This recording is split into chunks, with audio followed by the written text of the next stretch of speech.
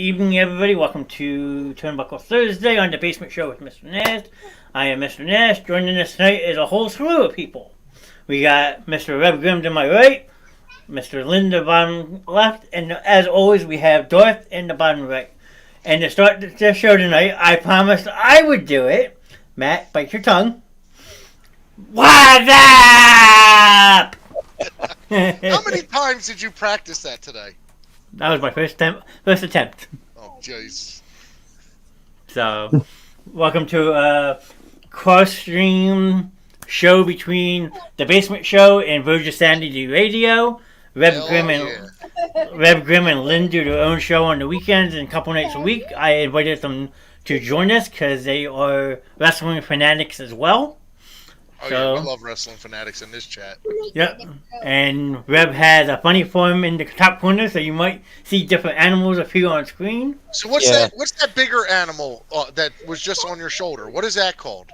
What I just had? No, not Remy, the other one, the one that was just leaning in on your shoulder. This one? No, the one that handed you that one. Oh, that would be the one wife. right there in the camera. Wearing a blue shirt. The wife's wearing blue. Is that the kid? Oh no, that's my son AJ. Ah, AJ, what's up, buddy? What's up? He says, "What's up?" What's up? Love it. So we got Curtis in chat already. Ron's in chat. Jack's here. I mean, the gang's all here. So.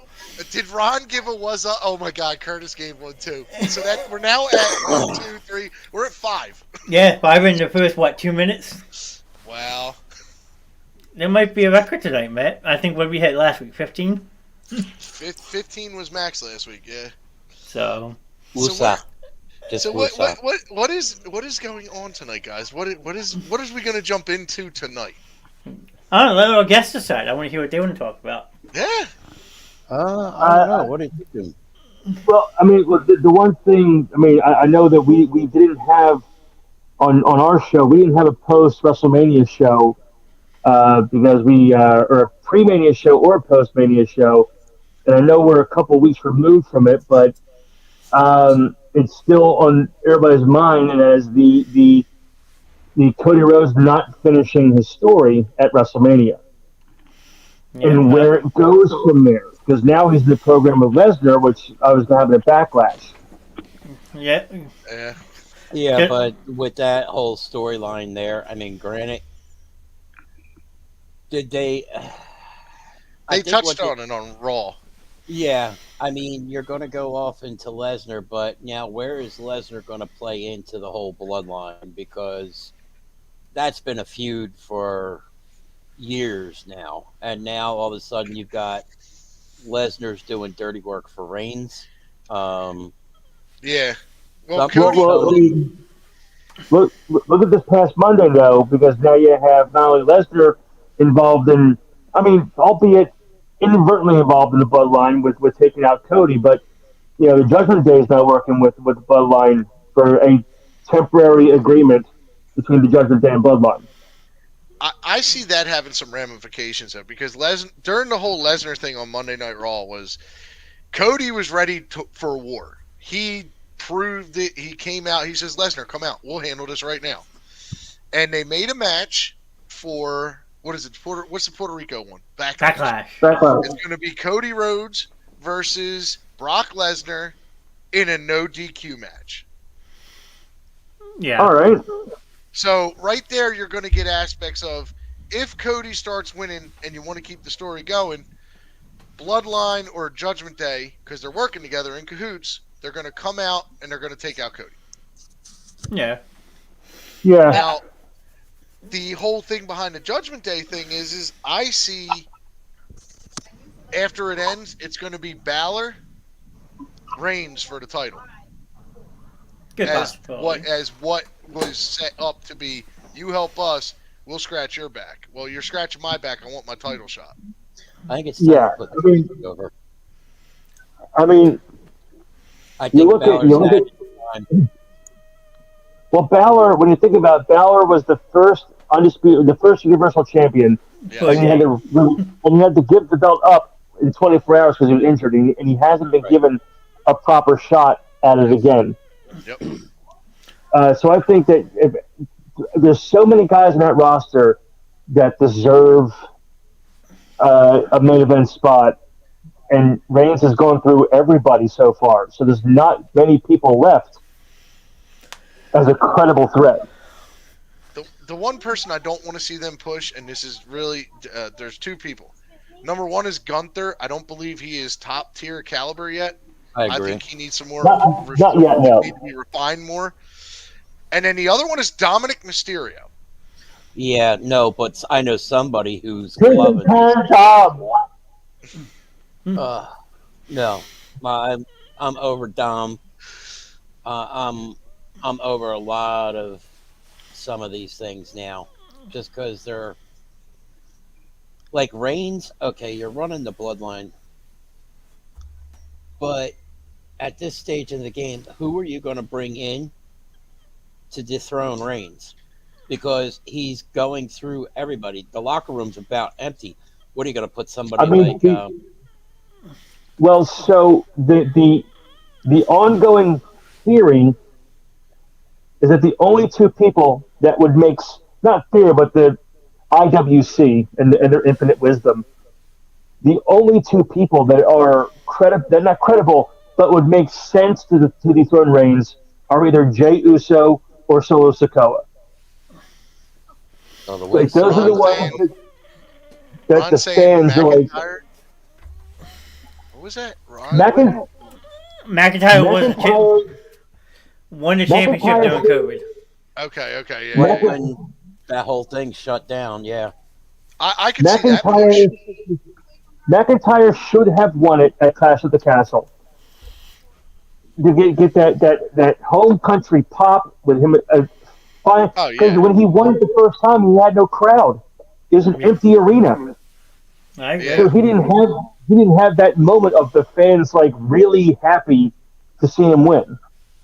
I think out of anybody besides Gunther, the only other one I don't want to see pushed for the WWE Undisputed is Austin Theory. Hell no. That guy just needs to go back to the Indies and stay there. I'd rather see Johnny Wrestling get pushed. Or I'm not going to man gimmick. Vince McMahon it's just like when Vince McMahon was picking Hogan. All right, this is my guy. Look at him. He's perfect. That's what I want. I'm not gonna lie. Once Theory dropped the selfie gimmick, he grew on me a little bit. He's a good that's worker. You just need to go to the doctors and get the cream for that. I was going to say, was it a gangrenous sore that grew on you? Because, I mean, we can lop them off. I mean... God, and I got to sit in studio with you on Saturday? What the fuck? Apparently I am, too. I mean, I feel that, like, McIntyre deserves another shot. He really does. Yes. He proved it in the matches he's been having. Me and John had touched on this. If you put Sheamus against Gunther, which looks like it's going to happen again, put that belt on Sheamus, push McIntyre up to a top-tier fight, but save it for when they do the London pay-per-view. Yeah. Let him win it overseas in Europe and watch that place erupt. I mean, so far, the ongoing theory, what theory? What I read the other day was that there are two people that are, speaking of the London show, because Money in the Bank is in London this year. Yeah. The two front runners to win the Money in the Bank briefcase, one, I would be ecstatic as fuck if he won. The other one, I would punch a hole through my goddamn TV. The first one I heard was LA Knight. I would love to see LA Knight win, and I hear the sigh from over that direction. Yeah. The second front runner is Logan fucking Paul. So I would destroy everything in my house. I think both of those are trash. LA Knight. LA Knight. I loved him as Eli Drake in Impact. I thought he was really good. I hated him when he first came to Raw because Vince gave him that stupid fucking male model gimmick, and it fell flat. It flopped almost instantly. And then when Yeah, Triple H took the reins of the company, he magically became LA Knight again, and I was happy to see that. what was his best gimmick though? I mean, Eli Drake and LA Knight are the same person. I I thought mean, Magnus. I thought when he was Magnus in TNA, that was where it I was at forgot, for him. I forgot That's he was where I Magnus. thought it was at because he was still defining himself. He could cut a promo, but it was still a little rigid. It was still a little rough. But if he would have stayed with that character across everything, if he could have, that by far was one of the best personas he ever had. This LA Yeah. Knight thing, I'm just looking at it like, okay, you're saying you're like a Cali boy. You're saying you're the surfer dude. It doesn't impress me. We've had that. We've had Dolph Let me Ziggler talk back to in you. the day. Yeah. Griff Yeah. comes out of left field with it. That's a hard pass for me too. I mean, he's good on the mic, but he's not a good performer. He can be a good performer. It's just you got to put him with people that like when he was in TNA, you had Rockstar Spud as his freaking hype man, like a little Yeah. hornswoggle running around. You had Dixie Carter and EC3 back in his ass, which means you had the money in the company and the lower money in the company. But you were going against people like AJ Styles, Bully Ray. You know, you were going up against people like Homicide and Hernandez. You know, you were going against guys that were seasoned veterans that made you better. Abyss, for Christ's sake, Joseph Park Abyss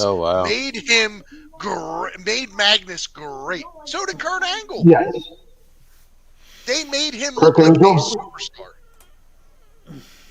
Hey, did you guys know that Kurt Angle won the Olympic gold medal with a broken freaking neck? Yes. Yep. And you still suck. Did you know Stone Cold Steve Austin beat Owen Hart with a broken neck after it just got broke? Uh-huh. Not getting much by Matt, trust me. I'm as my wife would say, I'm full of useless knowledge. When I hit senility, I'll be able to make friends anywhere I fucking go. Look, I like the age I'm at now because then I can go to the to the playground and flip little kids off and blame it on the lost in mind. So I'm going senile. So wait, you can still. So does that mean you can walk outside in your underwear and water to start vacuuming the grass and they're not going to say shit? Oh, I love it. Yep. Real quick. I'm looking at the chat right now, and someone said you mispronounced LA Knight. It's pronounced Brooklyn Brawler. Yeah. Wow! All right, we got a Brooklyn Brawler reference already. That's Who my said buddy, that one? Mr. Ron. All right, Tessing. Thank you, Very good. Ron is one of my other co-hosts. He likes to hang out and chat a lot. So. I mean, it's one of those things right now. It's a toss-up in any way At for least anybody to come up. Not toss off. Not toss off, toss up. But in WWE right now, it's a toss-up at who can get to the mountain right now. And right now, the only people that I see fit to do it is Drew McIntyre. I see Solo Sikoa, I believe would be an awesome heel turn. That's why Paul Heyman always has Solo standing next to him. You know, would it be a heel turn or a face turn? Face Roman. For Solo, would it be a heel turn or a face turn? Because he's already part of the heel faction. So it'd be a face turn. Well, I'd call it a heel turn because what you do is he's going against. You have him always doing the dirty work. You always have him doing that. Jay and Jimmy can only do so much, and we've already seen that there's tension there. So what you do is you have Reigns get a little pissed off one night, back Solo off, and Solo's like, "What the hell? You're always telling me to back off when I'm doing something." All of a sudden, Solo gets pissed off. Samoan spike him in the ring. And look at him, grab the mic, because Solo's been cutting some promos pretty well, too. I'm giving him credit. He's getting it. Yeah. He cuts a promo of, I'm the head of the table now, and then slams the mic down on him and walks out with Heyman and his brothers, the Usos. There's Yeah. your new bloodline. True. And You then think all you do Angel? is you have Reigns lose the title to Sikoa. He holds it. Reigns goes on the shelf for about 6 months, gets 6 months of rest. You have contracts expiring in AEW, which I would love to see this, even though I hate the group. John Moxley's contract is going to be coming up. Seth Rollins is getting a contract extension. Roman Reigns comes back. Back to the Shield. You have the Shield I come mean- out and whoop the shit out of the Bloodline. Yeah. Yeah. I mean, the one of my biggest issues with Moxley right now, and I love Moxley. I loved him when he was in CZW. I loved him on the Indies, all the shows I used to see him on the Indies. One of the best guys I've ever had a chance to talk to. My issue, and this is an issue all around with AEW, not just with Moxley. And this is going to sound weird coming from me because Grim and I, we both have been to CZW shows quite a bit. But they bleed entirely. They bleed entirely too fucking much on AEW. Like it's gratuitous at this point. Like it's the whole point of a blood spot is to surprise the crowd. But when it's done almost every single week, it takes away that Problem is that that it's moment. not done every week. It's done multiple times that In a night. show. It's a multiple Yeah. times in the show. Yeah. Like, look, honestly, guys from Reigns' next big title match, Karrion Kross. Ooh. I could see that. Oh, I think Kross will Grim, smack I the kind of shit out like him. that. I liked Karrion Kross when Nikki, whatever you want to call her name, Nikki Ash, superhero Nikki, whatever the hell she was, when that was his like sister, and they were running roughshod through like NXT and all the indie shit. Oh my god, I loved him, and I thought they were the best psychotic duo Who's that? since you had Crazy Steve Uh, and Rosemary. Yeah. I think Shannon was just saying somebody talking about coming back from AEW making an appearance, but I think that's a lot because that's a pretty big faction that's over there. That Because was then you're actually during the pay-per-view. No, because Jericho Oh yeah, with I think his whole Jericho Appreciation Squad. yeah. Jack Jericho. Hager. Yeah, I think Jericho has said numerous times that he has no intention of going to WWE. No, he doesn't want to because he's got too much over there vested in it. Like Yeah. he does the Jericho Yeah. cruise, and 90% of the AEW crew come to it. Yeah. Yeah. And that's his own thing where AEW's like, yo, go do it. You want talent? Yeah, Go like ahead. WWE I'd wouldn't like do to that. They would see- not let him do a cruise and bring half the roster with them. I'd like to see some of the guys from AEW come over because I just think that some of the people at WWE are just stale now. And it's like you're running practically some of the same matches every week. Yeah. Like when we went that one time, Lynn, it was the first night that Jericho and Fandango had gotten into their feud. Oh. And we watched that play out for almost 8-9 months Yeah. every single week.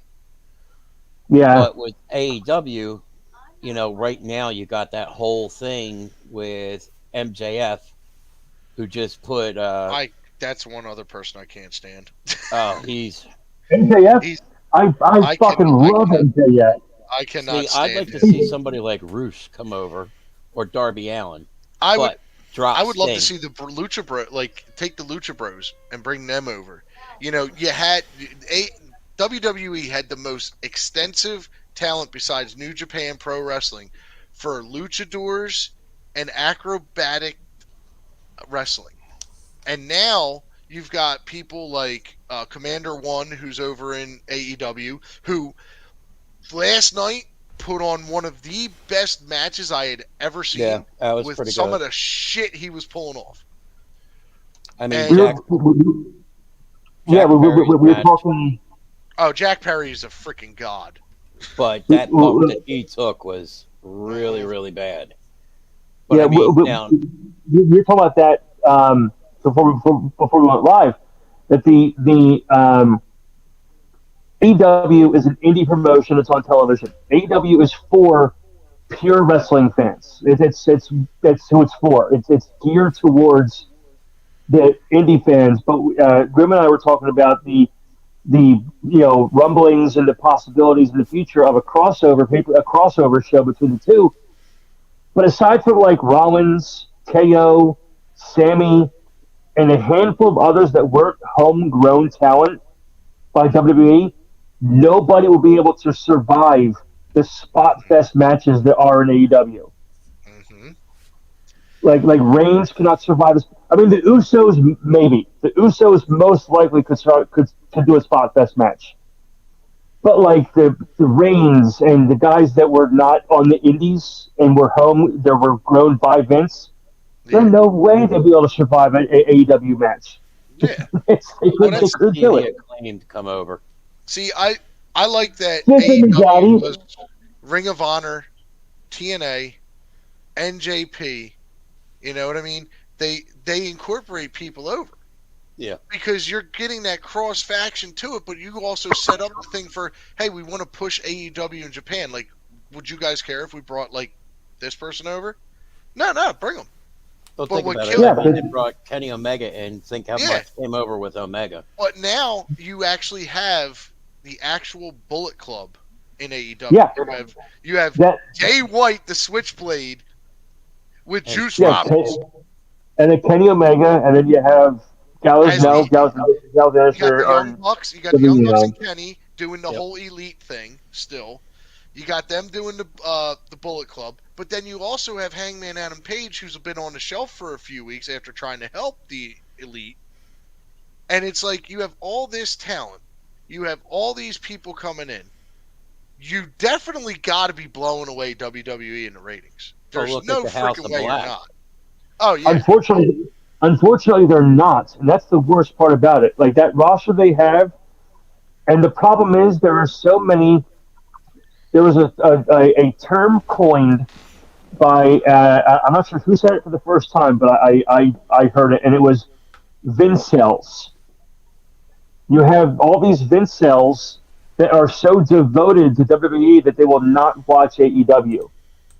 If people just enjoyed wrestling and enjoyed all the products, that'd be so much better. But they're like no, AEW is a T-shirt company, and they have WWE rejects there, and yada yada yada yada, and they're not watching the show.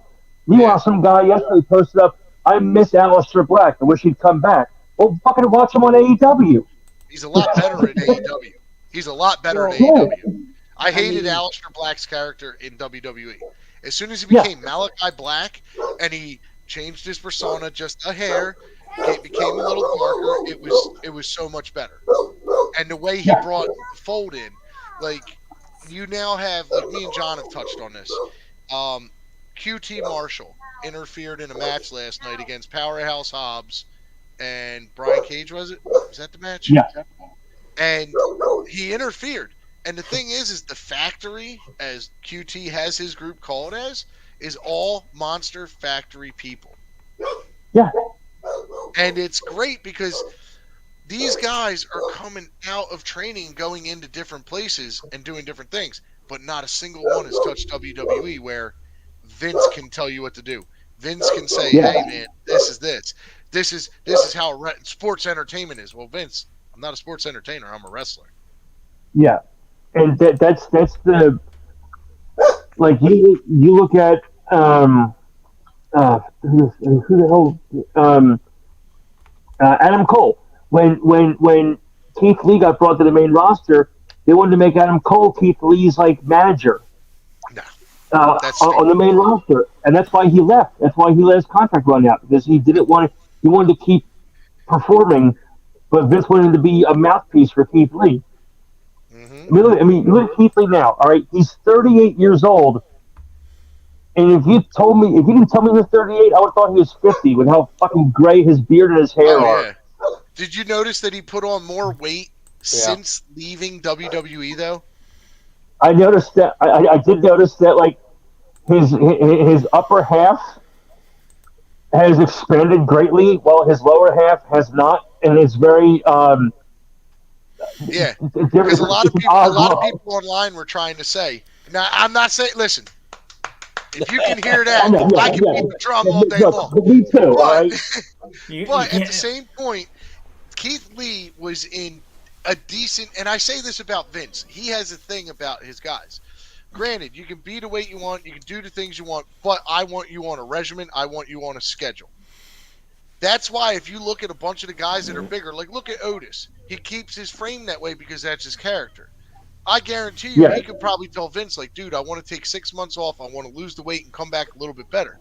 Vince would be like, yeah, but you're going so good. Let's keep it going for another 6 weeks. Yeah. 6 weeks comes. It's like, do you still feel that way? Yeah. Okay. Well, here's what we're gonna do. We're gonna give you 8 weeks off. You start there. You come back to a promo. Then in another 6 weeks, we bring you back to a show. But you'll look at some of these guys, their health, they have doctors round the clock, whereas some other promotions don't have doctors. Like, okay, what's going on? Well, I gained like 3 or 4 pounds. I'm like, I know I'm building muscle, but they check them. They make sure there's nothing wrong at all times. There are things yeah, Vince does that is smart, but there's things that he's done that is stupid. Part of the problem with Vince being not smart is he's just tying up so much space. Like last night, I was like, something looked familiar on AEW. I went on and looked. Okay, so a wrestler that's in WWE now, present, re-signed his contract in 2020. I can't even remember the last time I've actually seen him do any live shows. who's that? Kalisto. Yeah, I mean, Kalisto's been under contract with a new contract since 2020 and has not done a show yet. He's been doing what they, and this is the term I heard when I was a kid growing up, like, watching wrestling and hearing like backstories from people and meeting some people in the industry. What they do is they put you on the books. They're paying you, but what they're paying you is hey, you're not on TV time. Your contract is restructured to this.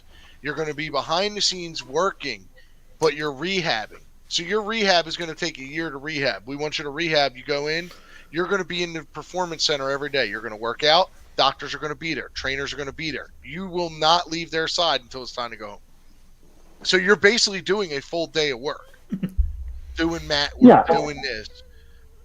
But to have your contract extend for 2 years and not be on TV. He's tying up money, but I guarantee you, if Kalisto was supposed to be making, like he was making $3 million a year before he went out, and now he's out, I guarantee you he's only making $1 million a year, and he's freed up that extra $4 million, and that extra $4 million is going to somebody like Austin Theory, who Vince is going to push, that doesn't need it. You could have taken that 2 and that 2 and got another 2 wrestlers in there that would have been better than that. You could have had a better rivalry with, or started rivalries with, or a tag team. I get that, but for some reason, Vince and WWE don't get it. I think Triple H should be have it all thrust upon him. The man knows what sells. Well, so right now, I think we can all agree that the Raw after Mania was one of the worst ones that had, because that's his thing. Well, Vince was there. It was the first time he's been back, and this past Monday's Raw was better because Vince actually decided, I'm stepping away, because he knew that he pissed off so many people by making an appearance one night. Yeah. There's a video during a commercial break where they cut Rollins' segment during the commercial. Like he was out in the ring ready to go, and they came out during a commercial and they were cutting your segment. Yeah. And he threw the mic down and he walked out. He got his bag of shit and he left. He was so pissed he walked out. And I think that's when Vince was like, maybe I shouldn't come back because this one bad decision just made one of our biggest names leave the building. Yeah. Because he was so pissed. Well, I mean, WrestleMania Saturday show, which is usually the prelims, and it's supposed to be a decent show. It's not it was supposed to be the Saturday night blockbuster too. main event, and that was the blockbuster main event night. Sunday sucked so bad that when I was watching it, I'm going, "Wow, they've really done this. They really Like fucked this up." And then I was like, the "Okay, only they can pick it up on Raw." And then they go to Raw, and I watch it, and I'm like, "I if I had papers in my hand, I went like this." yeah. So from what I read, the draft happening in 2 weeks is going to be the beginning. Is going to be the beginning of the Triple H era. Like it's where he's getting full reign. It's going to be a clean slate, and he's going to have the chance to actually run things the way he wants to. Bloodline's going to split. What they're going to do, which is going to be great, and I hope they do it because I hope it really, really fucks up the whole thing. Sammy and Kevin, boop. Titles become vacant because they need to not have unified titles across 3 brands. You have 3 shows. Each show should have their own titles for a reason. Yes. Because you can't go Thursday night, there's no title match because it was happening over on Raw. Every night it's happening on Raw. You never have a title match. Well, Sammy and Kevin are going to drop the tag team title soon anyway because they don't go to Saudi Arabia, so they won't be able to defend their titles. Kevin can go to Saudi Arabia and will. Well, Sami Zayn is the one that's not allowed because they're afraid for his life. He's afraid for his life because they'll fucking kill him. No, because he looks like Castro and Caillou at the same time. Caillou. Grim's on point tonight. What the hell did you feed him tonight? What? Nothing. This is him every single night. What you guys behaving. Watch our show on Saturday if you want to see the full Grim. Right now, you're only getting him at half hour. On Saturday, you'll get him at Super Saiyan Grim will be there on Saturday. Now, I gotta behave Super right Saiyan, now. or are we talking like Super Saiyan God? Yes. I gotta behave because I ended up in Facebook jail without being on the show. So I don't know how the fuck I pulled that one off. Somehow you did. but the but yeah. So the one thing I can say about at least the 2 world titles being unified.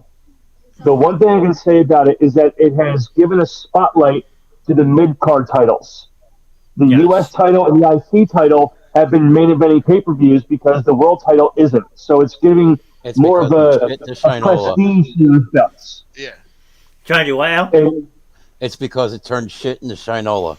Yeah, well, if you unify the 2 titles, the 2 main titles, make it one big title, you can't just have it always defended on Raw. You'd have to have it defended between the 2. Like one night, like this week, it was defended on Raw. Next week, you go to SmackDown and do it. But that's why I think if you split the tag titles, you give that opportunity there, and then what you can do is you can do like what AEW did. You have a bunch of factions that have more than 2 fucking people in it. Yeah. And that Trios Championship, the 6-man tag championship, is phenomenal. The IWC would lose their fucking minds if they put Trios titles in WWE. They would lose their absolute marbles because they think it's the dumbest idea in AEW. You bring it. Actually, no, it's a lie. They think it's a dumb idea in AEW, but if WWE did it, they would go, "This is the best thing that's ever happened before. I'm so happy they did this." look at the match. The 7 matches that we had with Death Triangle, which is Pentagon Jr., Ray Phoenix, the Bastard Pack versus the Elite, the Young Bucks and Kenny Omega. Even though some of them were, like you guys were saying, we were getting more blood than we were action because they were using like the spike that was hidden to win the match or like whatever it was. But you take all that out, look at the high-flying capabilities, the amount of people that are looking at the super kick party of the Young Bucks, the one-wing angel that was hit outside on the ring apron. That kind of thing adds so much more of an aspect to it. You can put the New Day, bring back Big E and them. Latino World Order. Look at so many other groups. How many other groups you got? You got what? The girls are Judgment involved Day? now with four or more. You got Gunther and his crew, Imperium.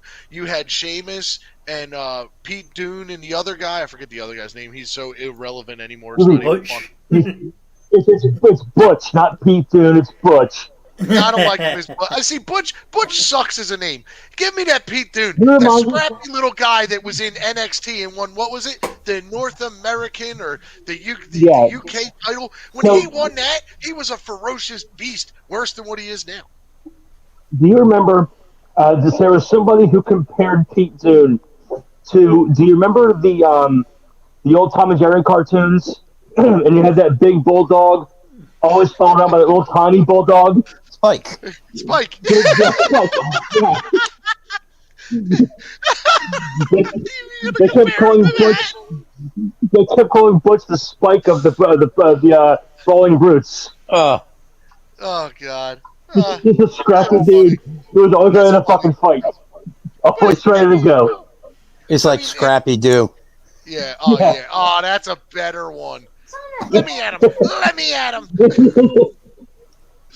But no, if you look at all the wrestling brands right now, I mean, everybody's got their own niche. Everybody's got their own thing they're known for.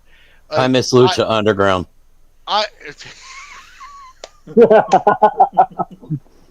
You mean they had little storylines where they killed wrestlers to get them off TV? I mean, I love New Japan for certain things, and the number one thing there was Bullet Club, and the reason the Bullet Club was so hot with me was because you had it start off with like Finn Balor, you had it start off with Doc Gallows, Carl Anderson, and then you progressed into all these different leaders: Marty Scurll, Jay White, Kenny Omega, Cody Rhodes, and you had this story. And over there, Americans sell because they're not used to seeing us unless they watch us on TV. Mm-hmm. Look, there go Round Eye and Ring. Exactly, 100%. And then you get somebody like the size of Brian Cage come out and go, "Oh, what Godzilla do here?" Oh, fuck me, run. It's one of those things. Like, they see a big guy come out, and a lot of these, and they're not some of them aren't amazed. They're just like, wow. Fee-fi, And then you see a guy like what fucking tree you fall from? But if you watch Brian Cage do half of the moves he did back when he was in what was it? Was it Lucha Underground? No, what was that? The Lucha was it Lucha Underground? I think so. Yeah. Yeah. When he was in Lucha Underground, the moves he was pulling off was like, whoa, where did you come from? Holy shit. Did you come from the circus?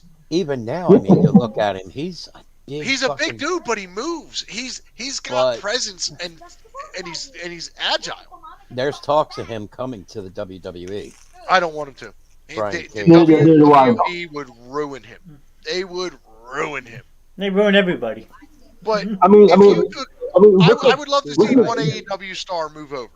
Cody's and it would be for the women's candy? division. I would want Dr. Britt Baker to I come would over to do things for WWE her. because if you keep the same gimmick you have with her over there, you could do it as her last name isn't Baker. Her last name is Yankum. I got some Yankum for her. Oh, God. I bet you do, Grim.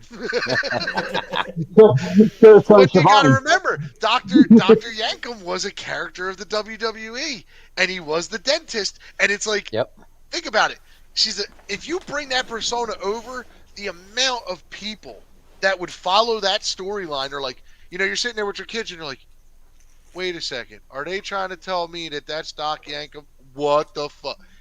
Play it out like that. I mean, it would be like 100% better. But you can't leave. She wouldn't. Put a She probably color blonde wouldn't wig leave on without Adam. Kane, have him come walking back out again. But she wouldn't have him come back with. She wouldn't go back without Adam. No. And Adam think Cole. Adam Cole's going nowhere. That man is probably so pissed off with WWE right now. He wouldn't even buy a ticket to go help a friend. I want to see how that match goes because how they first started playing that out last night between Adam Cole and Jericho. Yeah. was going really good, and then Britt comes out and things go south. And Saraya beats the shit out of her with a fucking kendo stick. Yeah. And here's the thing. Saraya and them aren't even part of the Jericho Appreciation Society. No. She's kind of the I Swallow a Lot Appreciation Society. I love her as a wrestler. I love her as an entertainer. As she like when she did the whole I came out, I beat AJ Lee for the title in my debut match for the Divas title was by far the best thing that could have happened to WWE because you were showing that AJ Lee was stoppable. Because for the longest time, she was unstoppable. Yeah, and you proved it with her. So then you have her moving up the ranks. Now that she's medically cleared to wrestle again and all this, and she goes over to AEW, her character hasn't really changed. It's just gone more demonic, I want to say. I would have preferred to see her in the House of Black as opposed to the other girl that's in there. What's her name? It's a Julie Hart. Julie Hart. I would have preferred to see naked. I think that's. I would have preferred to see Saraya in as opposed to her because I've already seen Saraya naked. Everybody has. You can Google anything, Greg. You can Google anything. I guarantee it. Well, WWE. Mommy doesn't let me play with the computer. Oh Jesus! Yo, you know you're probably going to. We're all going to Facebook jail tonight, right? Yeah. After the New Japan Pro Wrestling comments. I'm already there. So. Oh, Jesus Christ! But no, in all honesty, AEW and all that. Before anything happened, when AEW before they became popular and started coming out, one of the things that pissed me off that WWE did not capitalize on. I loved the Alexa Bliss character as Twisted Bliss. You know, the demonic Bliss. I didn't like the fact that they didn't make her Sister Abigail, because that would have made a great story plot. But if they really wanted to capture me, Rosemary... the Oxalotl costume. Yeah, Rosemary from TNA's contract had started to come up around that time, and contract negotiations were going. And my whole thought process was, you bring her in as Sister Abigail. You keep, Bliss on. You bring her in as Sister Abigail. That would have put the whole Bray Wyatt faction for another 5 years. Where you wouldn't have to reinvent things. You wouldn't have to do anything. But again, WWE missed out on key players. Now that contracts are coming up and Triple H is supposed to be running the show, do we start to see real talent come over? I hope so. I would. Something's got to give because, unfortunately, like I said, I think WWE just has an extremely padded roster, but the problem is they're not using that roster to their advantage. Right now, it's the bloodline, so you got to figure those guys are all tied up. Sami Zayn and Kevin Owens are tied up. Yeah. But that's what Monday night and Friday night have been revolving around. Cody Rhodes, Sami Zayn, Kevin Owens, the Bloodline. Nobody else is getting their ton. You're getting too much presence of singularities as opposed to new people. You're getting the same old shit. Yeah. Drew? You're not seeing Drew unless it's at a pay-per-view. Yeah. You're not seeing James and them unless it's a pay-per-view. I said it on WrestleMania Sunday. I was with Marco. We were watching Sunday night, and I said this to him: of all the people that you send out there for a moment with the Miz, you chose Shane fucking McMahon. Of that roster you have, you picked Shane. You could have sent out LA Knight and given him that a Mania moment. You could have sent out anybody else. You send out Shane, he's out there for 15 seconds and tears his fucking quad. Because he took lessons from Kevin Nash. He took lessons from his dad, when he tore both quads getting in the ring the one time. He rewatched Vince's awful stunner he took last year and said, "Hold on, Dad, hold my beer." and went out there and tore his quad. Like it's. The Miz promo could have been better, and I agree with you Kevin guys that Nash, they I could have did done this for somebody you. else. They could have done somebody else. They really could have. But you already had some problems happen during the shows of Sunday and Saturday. Finn Balor was already injured with a. He was busted open. Before this, he had a leg injury before the match. There's Oh, a leg yeah. injury that was key, that they said we're going to work through. That's going to be part of the angle. You'll just act like it will try and keep you safe. He then gets busted open. Now, like Johnny had said, there were members of certain sections in the back, like Christian and Gangrel. Now that the match spot gets busted open, he's gonna be concussed. You have to change the match plans. So you could have had somebody come out to shut the Miz up, like Captain Charisma, Christian. Have him come out, say hi to all his peeps, whoop the shit out of the Miz. Everybody would applaud that somebody beat the shit out of the Miz. Yeah, well, because they got permission to bring Christian into WrestleMania, and they didn't even fucking use him. Because of the problem that happened with Finn. I did like because they just signed him again on a new contract. I love the angle he's got with Luchasaurus right now, though. I love Christian Cage as Captain Charisma. I really do, especially with Edge being back. You get those two together, you get an all-star cast.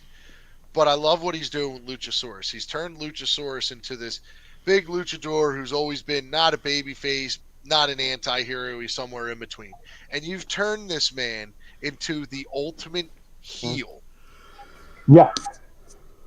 And now you've got the best heel in the business training him. You bring that to the table and keep him as a manager, bring on another person as a backup, and then you move him. Then you go, okay, guess what? Christian, your contract's up. What do you want to do? It's like, I'm going to be done. Now as WWE, Edge is going, hey, I got like 2 more years left on my contract. See if you can't get a 2-year contract. Let's come in. Let's fuck everything up for 2 years and just call it a day. Edge's contract's up in August. They're gonna resign him. They're gonna resign him. The only other thing happens is AEW offers him more money and a better, softer contract on wrestling, and he takes it to be with Christian. That's the only thing. That's the only way it would happen. More money, softer contract, Christian Cage. Yeah. You had brought up how they turned Luchasaurus into this monster heel, and we talked about this on my show a couple weeks ago, and I think we have 2 new ears to it, and I think Graham, I'm not sure if you were there or not, but and I'm going to exclude one from this, so nobody can pick this one, and that's Hogan at Bash at the Beach. We can't pick that one. Aside from that one, what was the most unexpected heel turn that you can remember? Not including Hogan, because nobody saw that coming. Nobody saw Hogan coming, and it's always at the top of everybody's list is the Hogan Bash at the Beach. There's a lot, though, man. This is like a big question. Yeah. This is like a loaded gun because there's different ones from different companies. There's different ones in different eras. There's different ones. So if we were sticking with just WWE and say from the Attitude Era until even till now it's 30 years.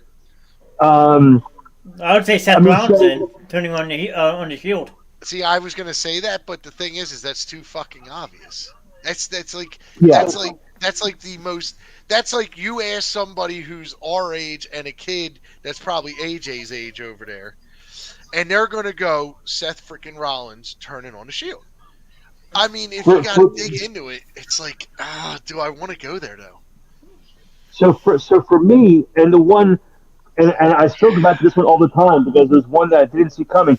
I am a gigantic Undertaker mark. I love Taker.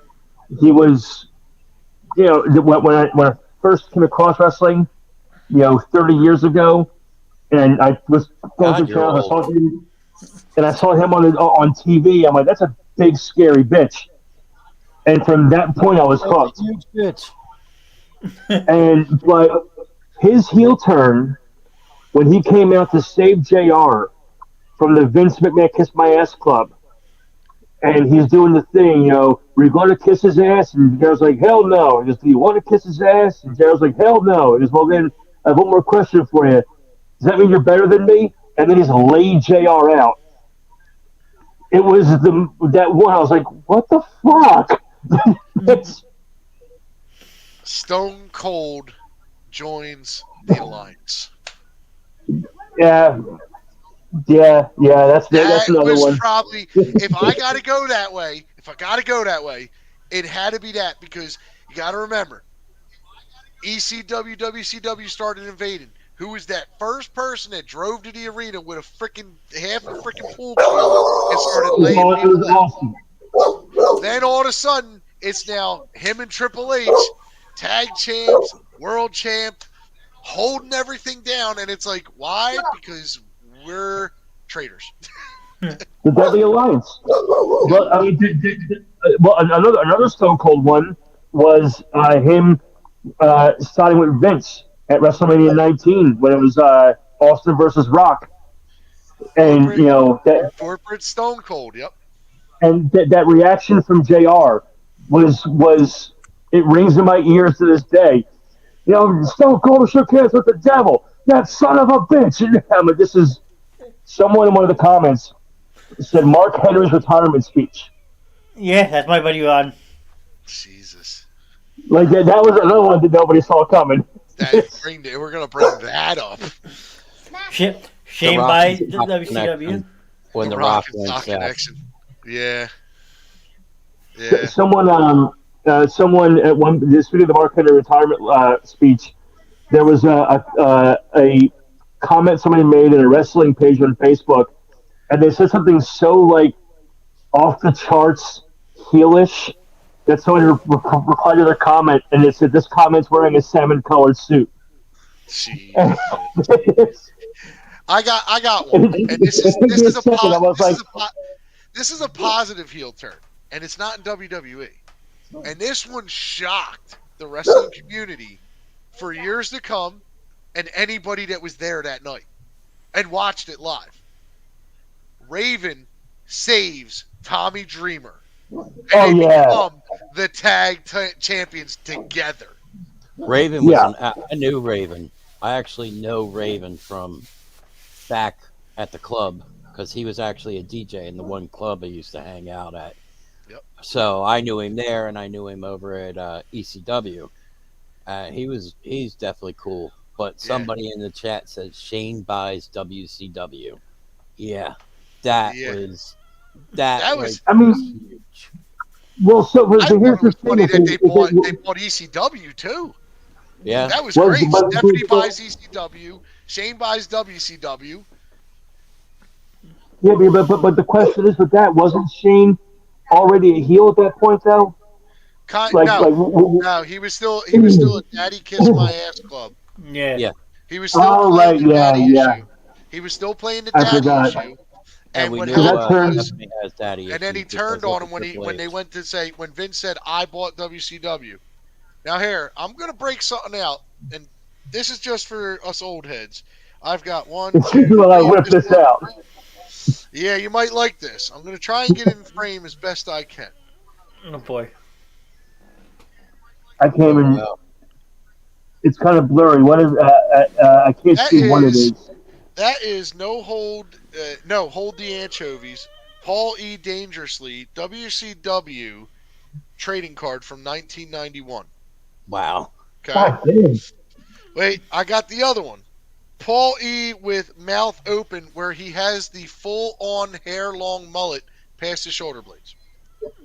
And this is the thing. I went to one ECW event in my lifetime. We were in there for about 20 minutes of the first match, and we were thrown out. Why? Because, well, here's the thing. We got there, and a bunch of people we met up with were all over the age of 21. We were 15, 16 years old. Okay. We snuck in with them. We had tickets. We snuck in, and as we were sitting there, a bunch of people came back with about 4 trays worth of beer and started passing them out. Well, some dickhead about 3 rows back saw us and our one. And granted, I looked like this when I was 13. Okay. So it wasn't me that was getting questioned. Our one friend was a straight up babyface kid, but the bouncer kind of didn't notice him standing behind our friend as the ticket was handed, which is fucking great. We get in there, and we're in there 20 minutes. The first match goes off, and then all of a sudden the beer starts flowing, and we have about 6 or 7 security guards around us. I get literally, okay, from my buddy. He's like, dude, you're the biggest one here. I was probably about like maybe 5'11" at the time, maybe $150, but I'd pick up a 300-pound dude and slam him. I start walking the one way, and I hear security go, yo, where are you going? And I'm like, to the bathroom. Where are you going? And he goes, no, you're out of here. Well, all of a sudden, as we're walking back through the curtain, because they take you through the back around the side, they had the hallway blocked off. That's why I brought up those pictures. The first person I got to see live at an ECW event, close enough to where I probably could have jumped across these 3 bouncers, laid on the floor, army crawled over, and touched his hand, was Paul Heyman. And the first thought process at that event was, this guy's a genius. Oh, yeah. I've not been able to see him since. I would love to go to one of his tapings where he goes, I sign autographs at the end. Because I got 5 freaking cards from WCW where he's got that big-ass brick of a gray cell phone with the screw on top. So years ago, when WrestleMania was at MetLife Stadium, not the most recent one, but the one whatever was WrestleMania 27, 25. 29. And Sin Cara, who was, as we know, the master of all botches, he pulled the worst spots he could have pulled. He posted a picture of his hotel room key on Twitter. So I called a buddy of mine, and I was like, yo, you want to go to Newark tonight? And he's like, why the fuck would I want to go to Newark? I was like, because Sin Cara posted his hotel room key. So we know where they're staying for the weekend for Mania. So we take the hour and a half drive to Newark. We get there. I got to meet Hacksaw Jim Duggan. I met Lawler, Hornswoggle, Christian was there. All was like hanging out in the lobby. And then we had guys on the other side. They were watching limos pull in, texting us, going, "Yo, so and so has pulled up. Yo, so and so just got here. So we're leaving the hotel. Run around this." So limo pulls up. We walk around, and Paul Heyman got out of the limo. And I walked up to him. I shook his hand. I said, "Can I get a picture with you?" And he goes, "Sure." And he puts his hand around me, and he goes, "You smell like the fucking Sandman." And he pulls out cologne and sprays me with it, and then got the picture with me. Dude, he is. If you ever watch some of his ones where he's on stage and like the people try to heckle him, and he fucking goes, "Shut up and let me tell you how it was." Did you ever see 2 of them? Did you ever see the one where you're talking about Benoit and that guy screamed, "My man," and he just tore him the fuck apart? Yeah, he went the fuck off, dude. If Paul Heyman was 30 years, I will send you, Grim. I will send you the video of it. He eviscerates this guy. He does verbally eviscerates him. But if he was 30 years younger, I see Paul going old school ECW, jumping in that crowd and whooping the shit out of him. Because that was blatantly stupid to say in front of a whole crowd. Like, "Oh, that's my man." Like, dude, your man killed a woman and a child because he was a fucking idiot. Yeah, like he was like 3 people died that night, and only 1 person had the choice behind it. Yep. I don't know. Shannon hates you right now, Lynn. Why? Because you got a cigarette in your hand. Oh boy! It's not a cigarette. Wait! That's a left-handed cigarette. That's not a cigarette. That's cigarette weed, man. What you talking about? Weed. He's 420. funny, man. He's pretending to be Snoop Dogg tonight. Let's talk about that. Snoop Dogg in the house. Let's go. The dog father. Oh, you better live this up because we can't do that in the studio. I know, but Better invest the in a other vape one, pen.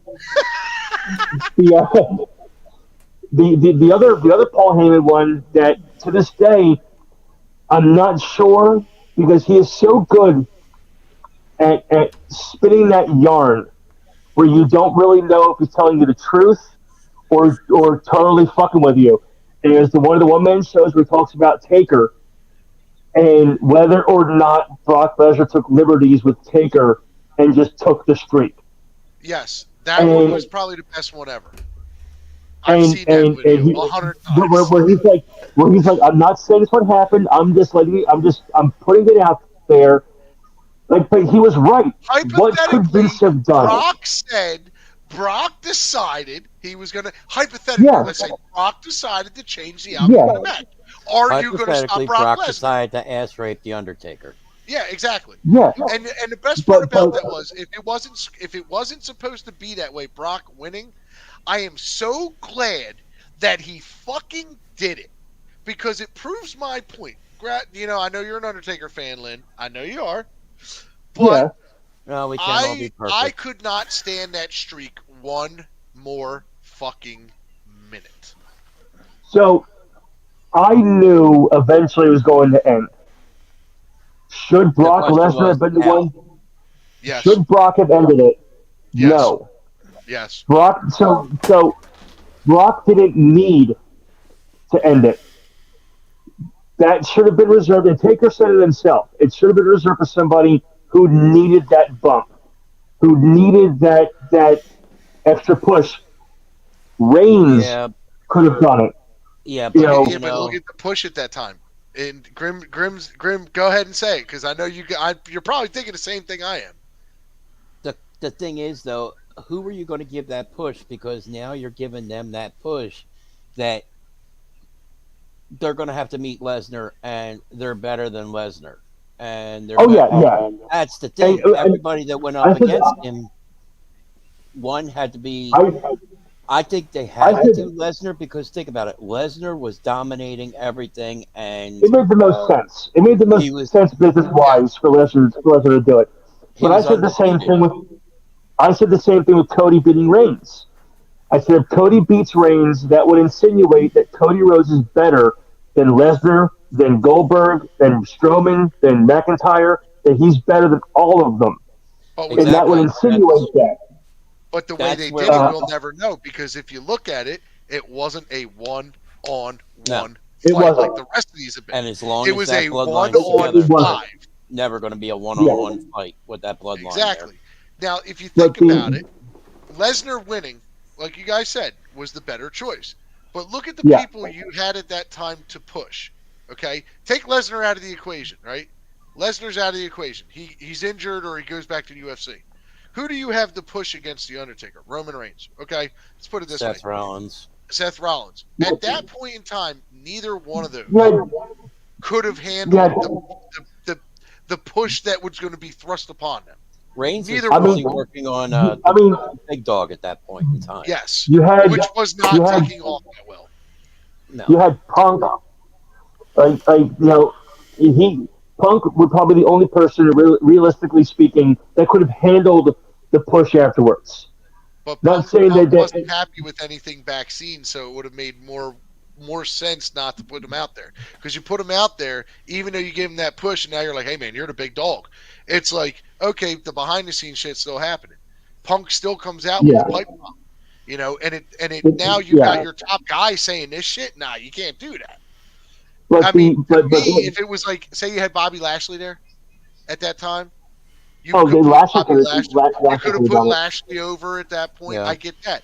But at the time for who you had in that locker room, the attitude that you had in that locker room, and the vibes in the locker room at that time, the best mark was Lesnar. That you have the best wrestling talent mind in the business as the mouthpiece, the swagger for somebody who really doesn't have swagger because he's just come out, beat your ass, and go. You have that best person out there. Oh, puppy. Sorry. But, ooh, puppies! But Lesnar had the best mouthpiece in the game. I mean, look at Roman Reigns. Roman Reigns wouldn't be where he's at right now. Like, the Shield pushed him up to stardom. Whatever. Yeah. The big dog thing, the leukemia thing, that helped him a little bit. As soon as you put Paul Heyman with him, he's passed up there. Yeah, I think that's the only reason why he made that comeback after the leukemia. Because when you become a when you become a Paul Heyman guy, it could be me and Grim as a tag team. You know, they could call us Old and Dust. You know, Old and Dust, right? Yeah, fuck Gold Dust. We got Old Dust here. Yeah, you could put us out there, and we could wrestle dark matches here and there, get a little bit of cult popularity. You put Paul Heyman in our corner for 6 weeks, take us off air, have us reinvent ourselves a little bit, come out a little bit better more with our promos. Me and Grim could take over the world in WWE because you have that advocate there telling you what to do behind the scenes, telling you that, hey, listen, you're going to walk backstage. Knast and Lynn are your friends. I understand that. Make sure there's no cameras around. Not even a cell phone out. Project the persona. And that is that I'm gonna put a pin in that real quick, but just going back to the Heyman story thing. Oh, real quick. So since we're joining the WWE as a tag team, we're gonna have big titty women walking out with us. Shannon said she's already gonna go find big titty women. I'm cool with that. I mean, shit, you know. Ain't no. Wait, hold on. Can we get? Does that mean we get to have bra and panties matches with the? You know what I'm saying? Like. Please don't. Yes.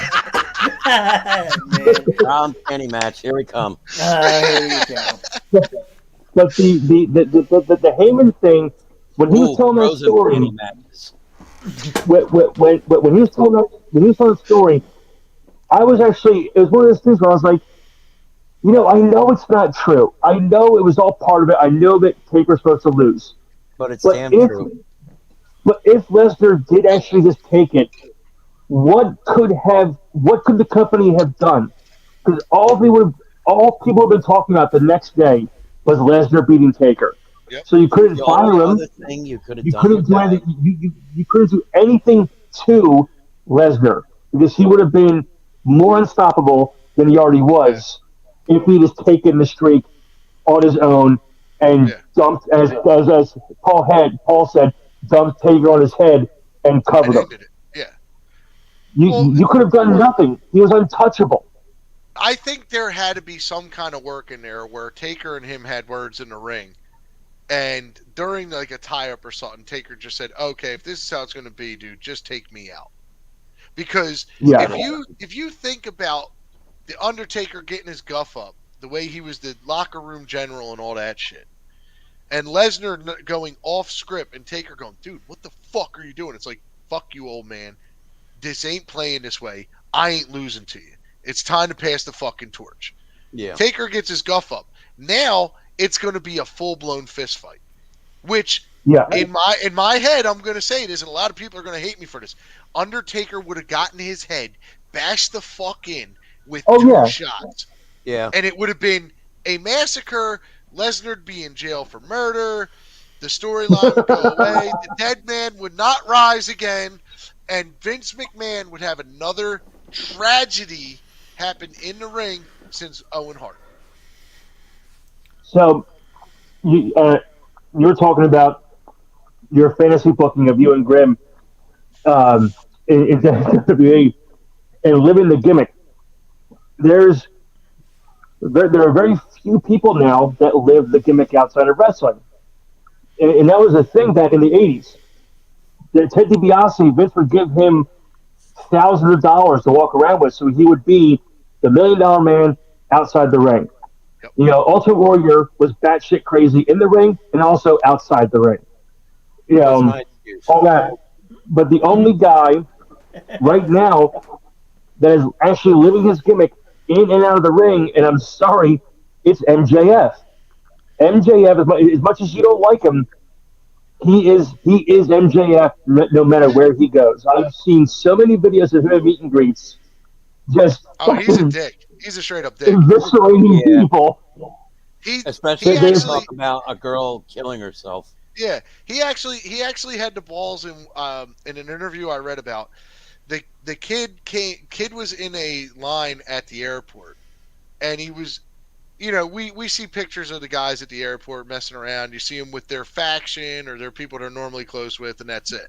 You don't Yeah. see them with the ones they're feuding with or whatnot. But like you see all the um, interactions. Well, the kid walked up to him because he was by himself. He had a smile on his face, a little bit of a swagger going, and the kid realized it was MJF and asked him for an autograph.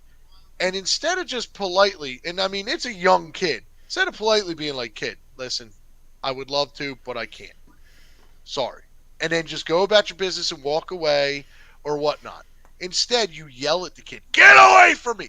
Like, I heard about that story, and I don't know if it's 100% true or not, but if I that can was see me as a father, I'm walking up and going, listen, dude, I understand you got to play your gimmick. You yell in my kid's effing face, you think that, like, whatever ring you got from the whatever title, whatever that fucking match was, is going to save you? You better hope to God that this glass doesn't break, because you're about to go out. Yeah, there's one of my favorite things, videos I've seen with him an autograph signing, and before the video there's a disclaimer, and it says, you know, this was, my buddy knew he was getting into, he's Always aware of starts the out calling character. somebody a dick or something. Yeah. No, Yeah. he's aware of the gimmick, but if a guy, he's paralyzed and he's in a wheelchair, and MJF is just ripping him apart, but in character, but you can tell that he's enjoying himself. Like he's doing it because he knows the kid is in on he knows the kid's in on the rib. Yeah. So he's making fun of him, but he's doing it in a funny way. Like he's like, hey, watch this, watch what I can do, and then he stands up. And he goes, okay, now you do it, and he's like, Yeah, I did and hear he's supposed about to that. jump. Yeah. And he's supposed to jump around. He goes, okay, now you do it. And the guy's in his chair, like rocking back and forth. He goes, no, you're cheating. No cheating. But see, that's the thing. You got a guy there that understands what the gimmick is and how you have to Yeah. keep the gimmick outside. You got like an 8-year-old kid out there, Yeah.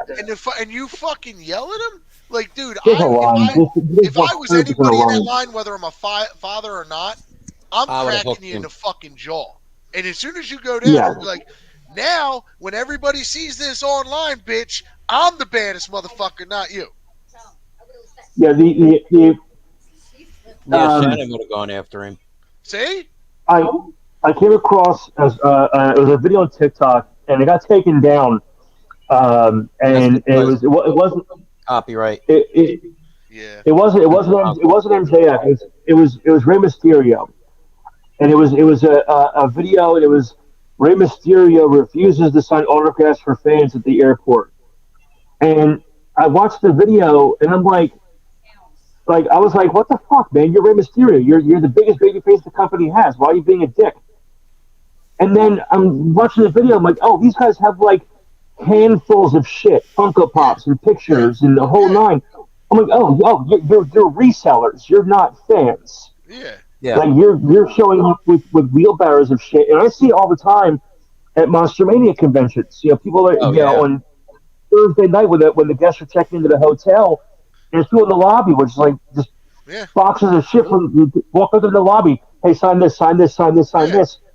And there was one year, Robert England was the headline guest, and this guy walks in and he has a box of like DVDs and a Freddy glove and a hat and a mask and a sweater, and I look at him. I'm like, dude, he's not gonna. He was checking into the hotel, and we're like, he's not gonna sign it for you.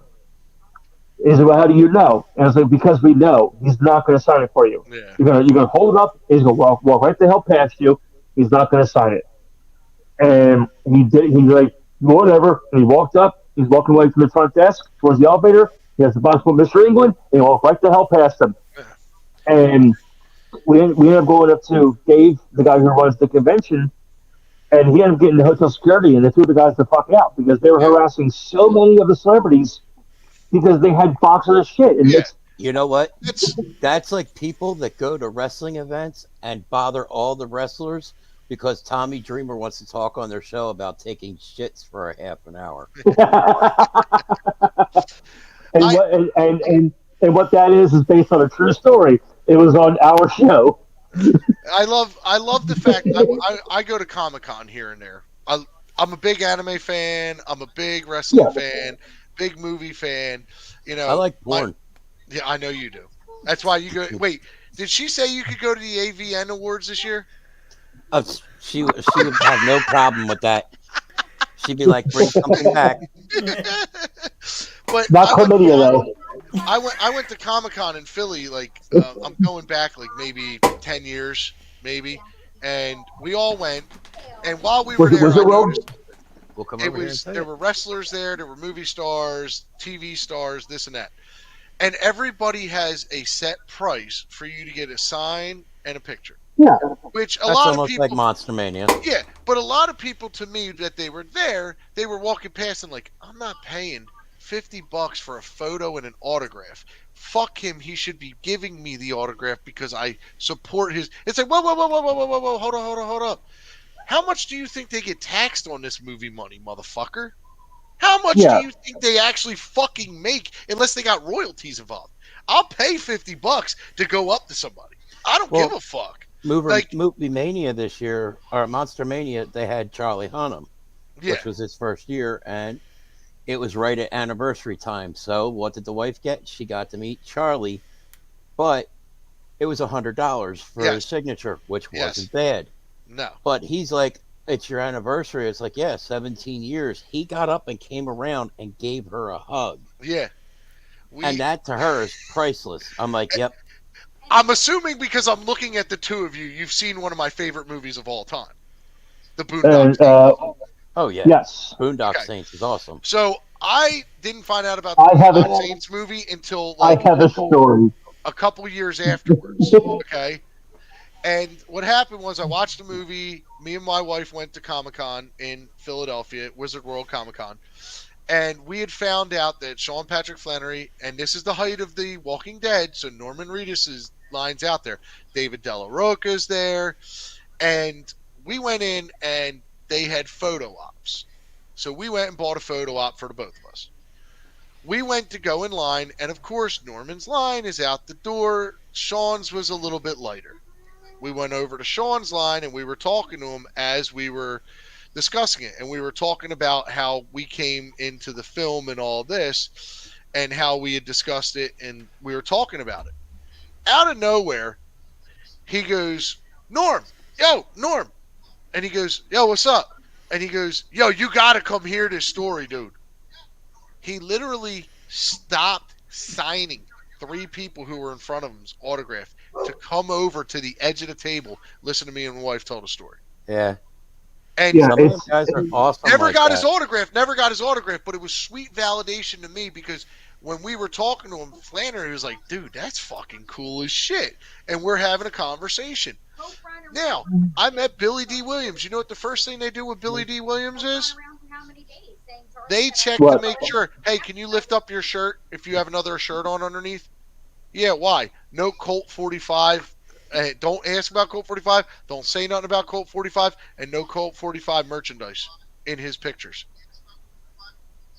Jesus.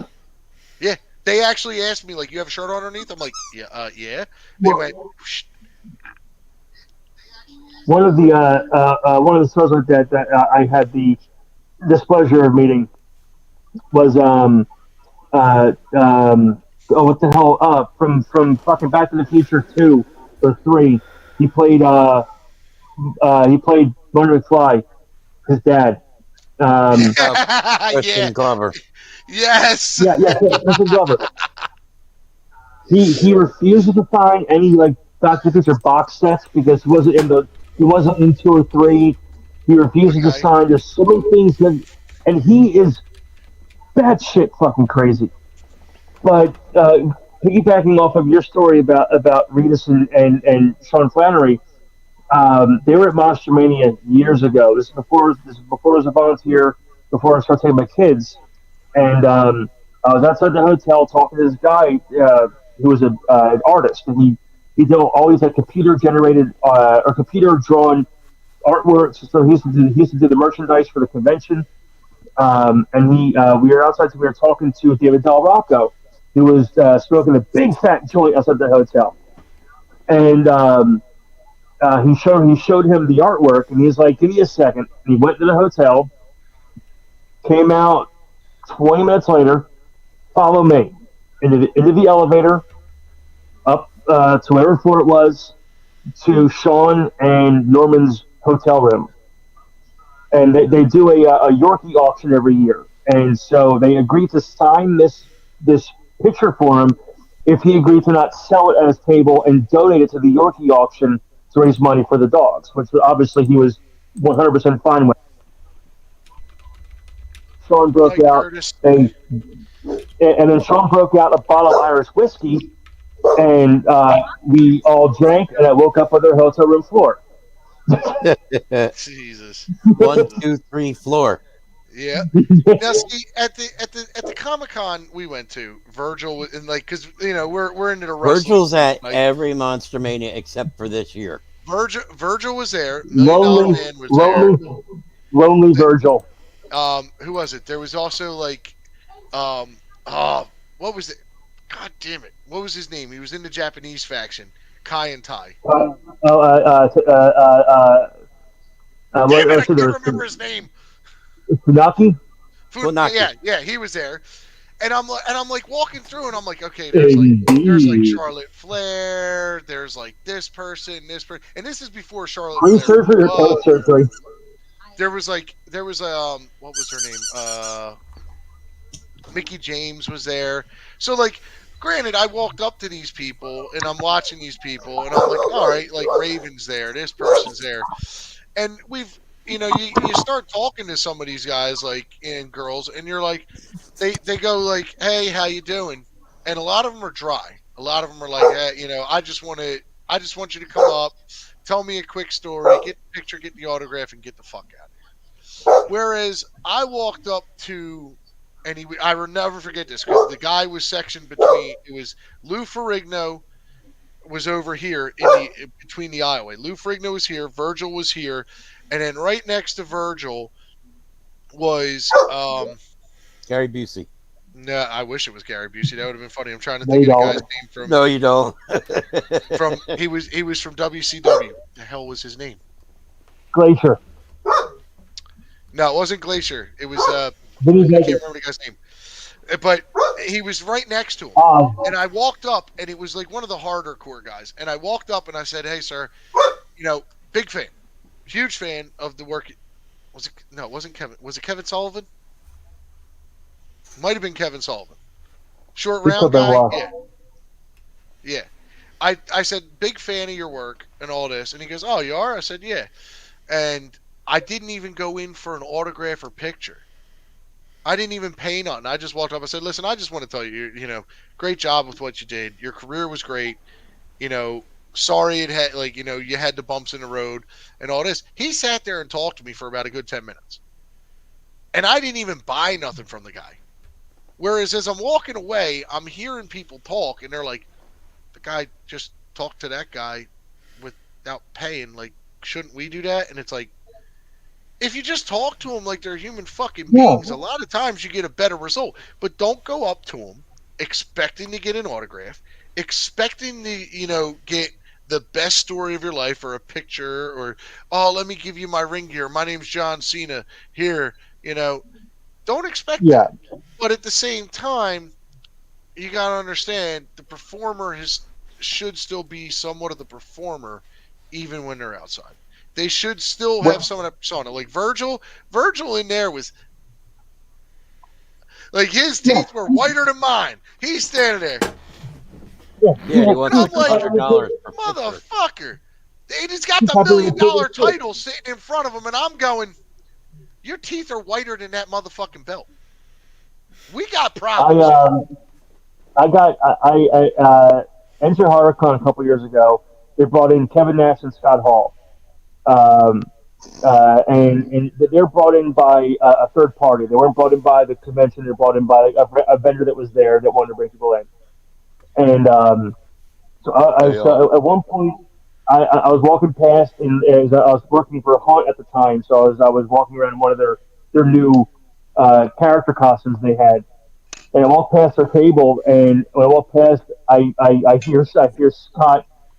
Scott looks at over at Kev, and he's like, "Look at this fucking guy." And I kept on walking. Later that night, and this was during Scott's one of his many stints of sobriety.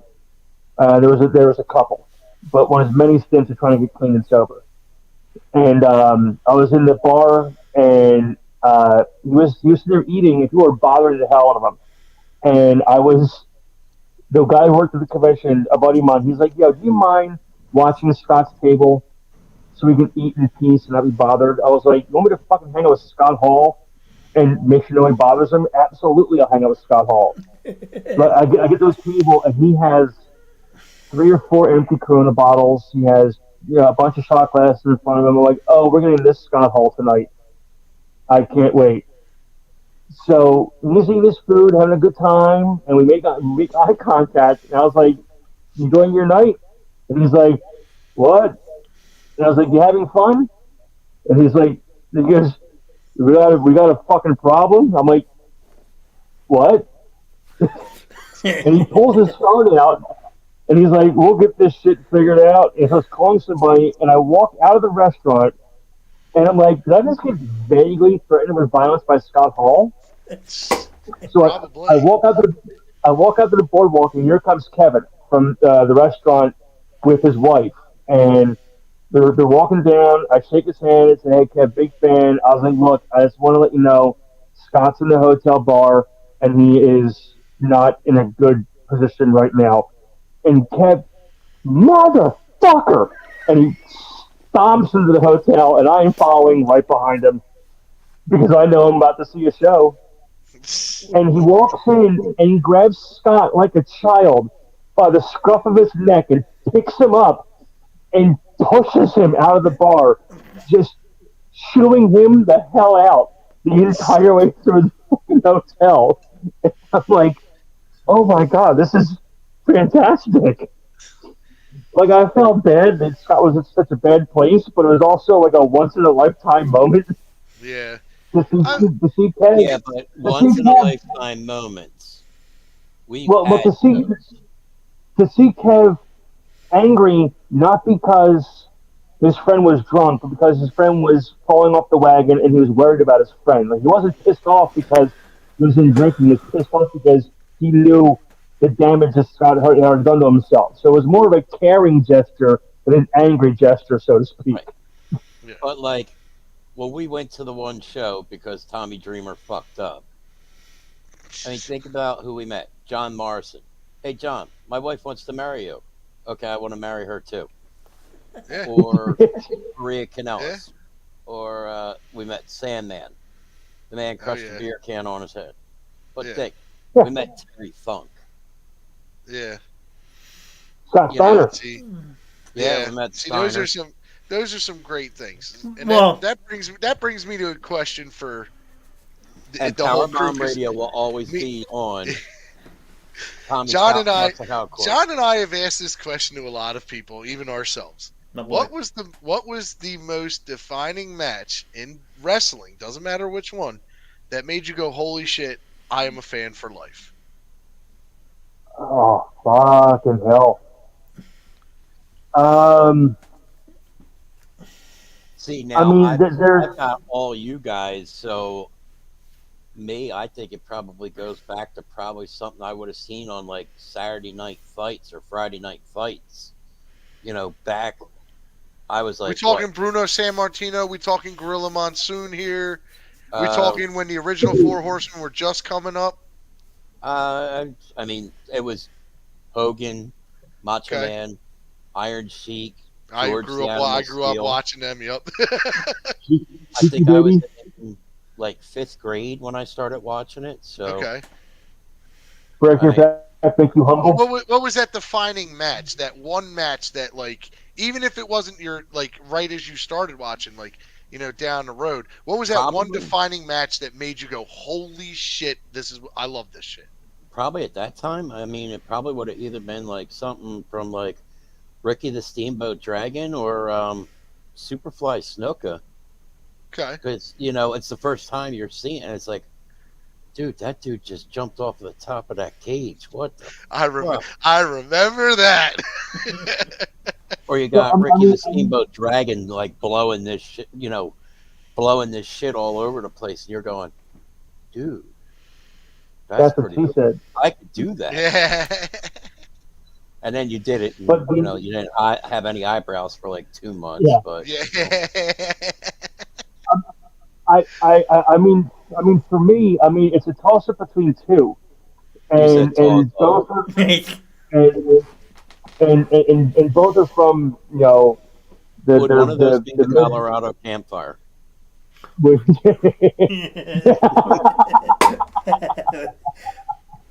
It was Bret Hart Stone Cold in the match they had where Ken Shamrock was the guest referee, and that iconic shot of Austin bleeding in the sharpshooter and just not giving up, and then eventually passing out. Like it's one of the most iconic uh, pictures out there. Is with just the blood running down his face. But I mean, the second one, it's a close second, and again, because and it's not even because I'm a mark for Taker, but Taker Mankind Hell in a Cell. That's John. Yeah, that's That's mine. John's. That's Yeah, John's. that was the one, and I gained more respect for that match hearing more about it later on in life, like hearing that Foley was he was trying to convince Taker for weeks to start on top of the cell, and he Yeah. just wouldn't do it, and then eventually he decided to. He finding out that Vince asked Foley if he had climbed the cell previously to see if he was okay being that high, and he said yes. And turns out he didn't, but he lied to Vince because he wanted him to trust him. And then the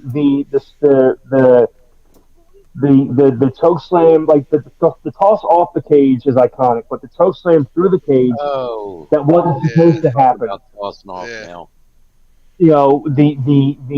Hearing that if Mick got the height that he usually would get on a choke slam, that he would have over rotated himself and probably broken his neck on Yeah, on, broke on his neck, impact. You know what? And I know what then match. and then hearing the him say that Taker told Terry to see if he was still breathing, Yeah. and then when he was like, "Yeah, he's still breathing," then he choke slammed Terry out of his fucking shoes. Yeah. And See, like, I've always had everything two. I've everything always had around that two. match is just it's iconic. I've always That's had the match I two. tell everybody to watch. John, what I think mine was The Rock in Austin. Yep. That was one of my big ones, and then I had another I one. mean, which But I, one? I always I They always leave I always leave two out. I always leave two out because I always have two or three in each division. And last time I believe I did it as WWE. So one of the most iconic matches that really made me think about wrestling in general was number one, seeing New Jack for the first time in NWA wrestling. And then watching his Yeah. career. Defining moment. The next one was watching Raven handcuff Dreamer to a freaking steel cage and proceed to bash his brains in with a Yeah. steel chair. Yeah. I mean, Yeah. everybody has their one match that got them into it. And I've always got matches I come back to. Like, New Jack, by far, is in my top 5 all-time favorite New wrestlers. Jack, Best wrestlers. New Jack versus Mass Transit. forget the mass transit, throwing Jack Victory off the scaffolding at XPW Yeah. and trying to actually legit kill him was Did you watch his by far. his episode Dark Side of the Ring? Yes. I watched it live that night. I was like, fuck this, I gotta watch it. But yeah, it's one of those things with wrestling. We all have something that connected us. You know, The Big Show dog match. Or not Big Show, Big Boss Man dog match. No. The Kennel Yes. from Hell. Shit, Shinola. Shit, We, we interviewed Al Snow forever ago, and when I asked him, I was like, I have to ask you about one match in particular, and that was the Kennel from Hell match, and he was like, that was the worst idea that the company ever had, because they had dogs there that weren't trained, like they were just random people's dogs around the ring, so they were like fighting each other, and they were having sex. They were pissing and shitting all around the ringside area. Like, it was the worst possible idea. Or, as Al put it, fornicating, defecating, and urinating. Yes, there it is. I forgot about that one. see, I kind of got to say the worst idea WWE has ever done, in all honesty, was the Brawl for It All. Yes. By far, I mean- and granted, everybody loved it because it was like, oh man, let's see these guys go. Let's see them in real life. It didn't go the way anybody planned because, God forbid, if I'm in the ring and I'm just the Joe Schlub that they picked out of the crowd to come in and go, and all of a sudden I'm like, all right, F this, and I just come with a hook and I catch you just right and you go down, there goes your storyline. And look at Dr. Death. He lost to Bart Gunn. Yeah. Yeah. I mean that again, going back to Dark Side of the Ring, like That was they funny. I mean, they Watch Man got intentionally. Did bit by you know the Jake story Snake. behind that one? He kept telling Jake Well, the yeah. Snake, "You're not." It's the time Macho Man was paranoid as shit, and he said he wouldn't let the snake bite him unless Jake took the bite first. So Jake Yes. the Snake behind the scenes let Damien bite him twice, and Macho Man's like, so he went in and before the match kept going lightly, not to kill the snake or give it a concussion, going Just tapping to it, piss it off. piss it off. So when it came out and you saw it already ready to go, it bit the shit out of Macho Man, and he well deserved it for being a fucking moron. Yeah. But that Brawl for It All, it was. I mean, again, that's another instance where you could have used that opportunity to actually build Bart Gunn. Like, the whole point was the person whoever won it was going to be that it was going to be in the main event. The whole point of it was that, and they dropped it. I was at WrestleMania 15. I was there for Bart Gunn versus Butterbean. Yeah, 35 seconds. It was the quietest crowd. And to say that about a Philly crowd that are always very vocal and very outspoken, the fact that it was dead silent and there was no cheers at all. Well, that's because Says you something. basically gave us garbage at that point. You put a semi, and I'll say this: Butterbean's a great guy, but he is just a lump of mud that you're gonna keep hitting, and he's not gonna move. He's not gonna break down. You're just gonna keep hitting him, and then the first time you slip, he's gonna put you on your ass. He's a lump of mud. He is. No matter how much you beat that man, he is not going to go down. He's not going to break. He's not going to, he'll just stand there. Doop, doop, doop, doop, doop, doop, doop, doop, like a fucking weeble wobble. Like a fucking weeble wobble.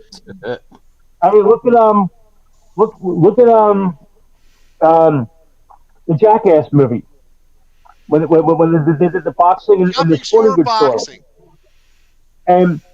And Butterbean goes, "I'll give you one shot," and Knoxville hits him, and he goes, "Okay," and then just fucking lays into him. If you Like, he ever watch took the how shot. Butterbean fought, he fought like this. Like most of them Yeah. did at that big range.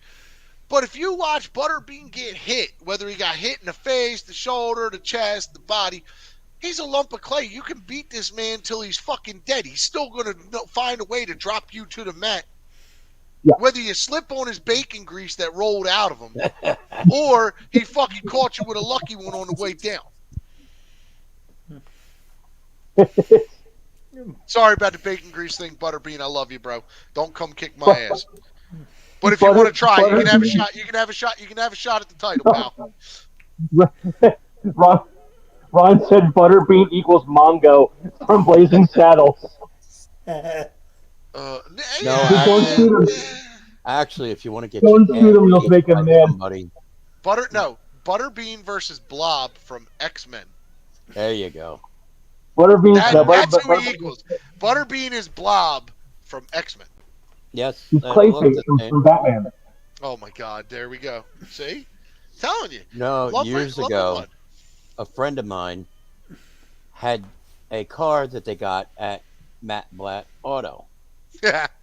Well, he Not a didn't make sponsor. a payment on his Geo Tracker, and when they came to get it, it was King Kong Bundy who came. Oh to yeah, I repo did the hear car. about him being an enforcer for a certain repo company that worked with Matt Blatt. I Yeah. do remember that story too. Matt Blatt's his brother. Like, bro, man, you don't want to fuck around with them boys. But could you imagine? Because I was sitting there watching.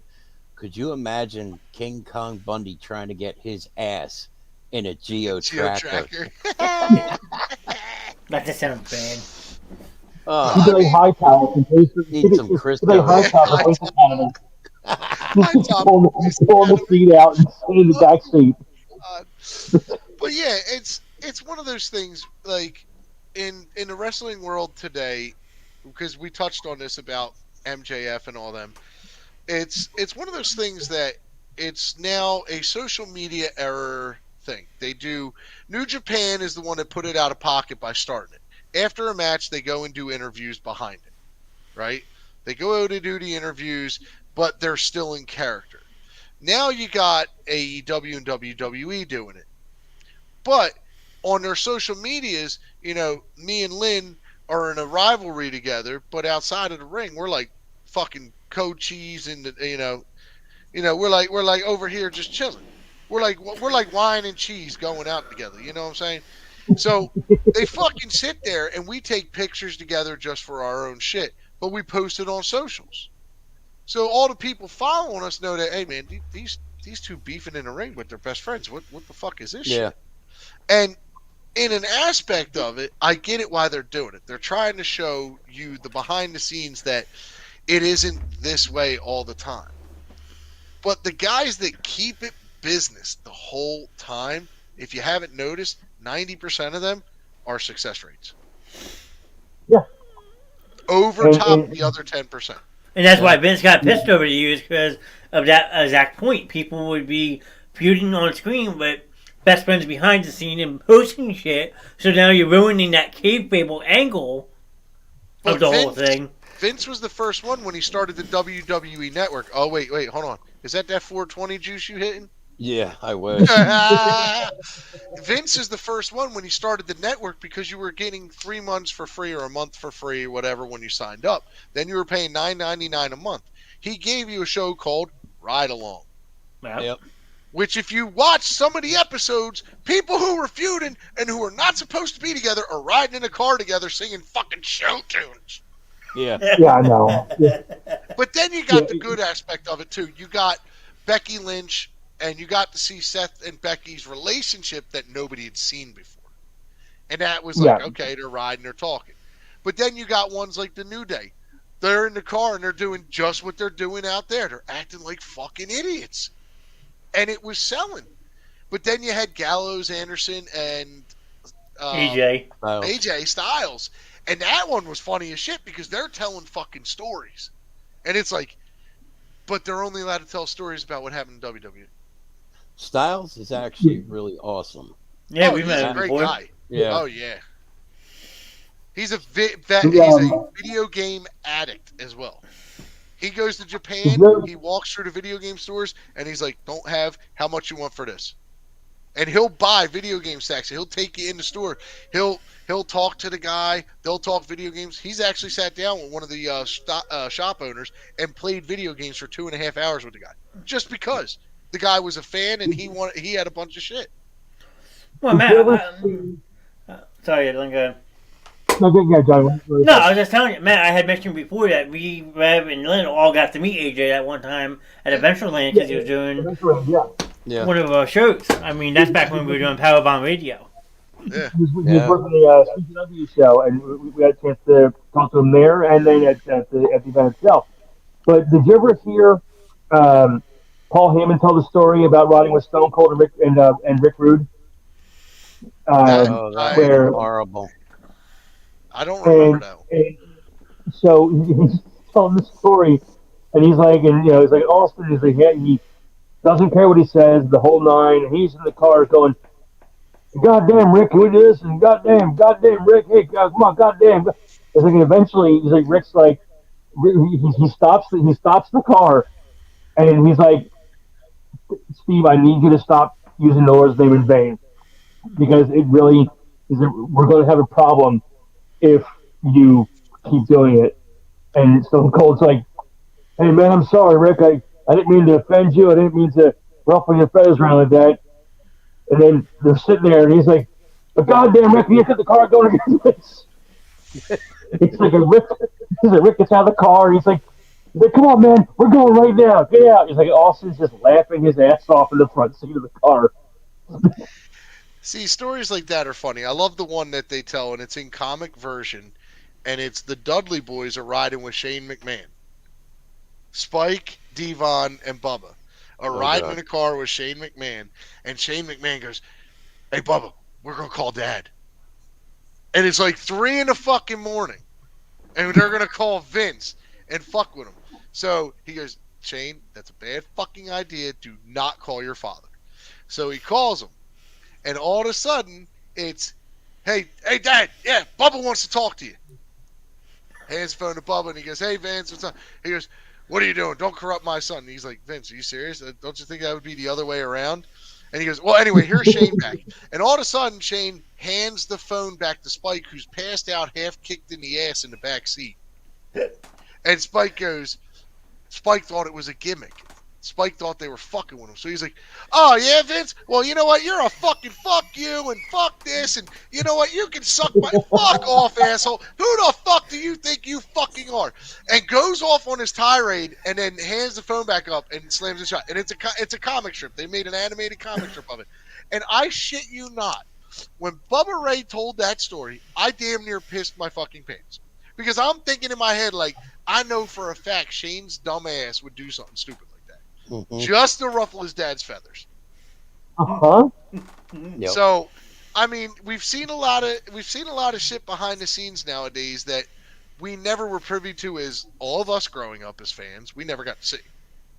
So, in that aspect of it, with these new breed of wrestlers coming out, I see a lot more. They're not wrestlers. They want to be sports entertainers. But they wind up in companies that are wrestling companies, not sports entertainment companies. Yeah. Then when they get their shot at the sports entertainment company, they go back to, okay, I got to be entertaining. Now I don't have to focus on my technique as much. That's when you start getting botches and shit like that. And what problem with causes with that is now kayfabe has been broken for years now. We all know it. We've all seen it. Yep. The wrestlers nowadays are more cockier than ever, and granted, that can be a good thing and a bad thing. Half of them think they're owed something because they put their dues in the indies for so long to make it to that stage. They believe they should have greatness thrust upon them. No, because when you were at the indies, you did your thing 100%, but when you get WWE, your slate is pretty much wiped totally clean, because out of the 20,000 people in that arena, only 100 know who you are, because they saw you in the indies. So yeah, the 100 know who you are already, but you have to impress the remaining 19,900. Yeah. But yeah, But it's changed a lot since we were kids. I mean, wrestling isn't what it used to be. You it's used to get the definitely money shot. Now you can't even get the money shot right. If WWE takes over with Triple H running it, I think he goes back to the old mantra of sex, blood, and pain sell. We go back to a TV 14 era, which was the Attitude Style, where you can well, I see a mean, chair shot go on. You can see a little bit of blood. You can get a little bit it's more been risque 14 with your words. it's been 14 for the last couple of weeks, so they've been kind of teetering that line They a are, but little bit. they went to PG 13, then they dropped it back to PG, then they went to To PG test the 13 water. again. Yeah, they've So been flip flopping. I know that what's his name, Nick Khan, is they're toying with the idea of making the third hour of Raw a more gritty third hour, which they tried once already with Raw Underground, and that absolutely was a pile of dog shit. They need 2 hours. Um, They don't need 3. They need 2 hours at max. With the yeah, roster you have to have 3 hours. But you've just wasted half of it on talent that shouldn't even be in the ring on that show. They should be over on SmackDown or down in NXT. Yeah. yeah. So you're giving But us 3 hours, which is 90% of the time is fucking promos of people that aren't even wrestling. Yeah, well, and that's where the third hour comes into play because now you got people running 20, 25-minute promos. Back in the day, you had 2 hours of just wrestling, which was actually more entertaining. You had than, 5-minute promos, right? We Yes. had like five, Yeah. maybe 10-minute promos, if Yeah, that. Well, 10 minutes. I don't and know then- who then- remembers then- Prism, but Huh? on Prism? Prism. I had Prism for free as a kid. but you had wrestling on there, and you barely had any promos. Oh, It yeah. was straight out Yeah, A to B. It was show. Yeah. Oh yeah.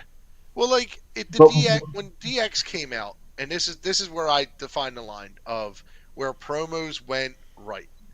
DX came out and started doing every promo, and some of them lasted 20 minutes. They were the top filler because they were the top guys you were trying to sell. But they Yeah. did it in the right time frame of the show, in a gap period, or at the beginning.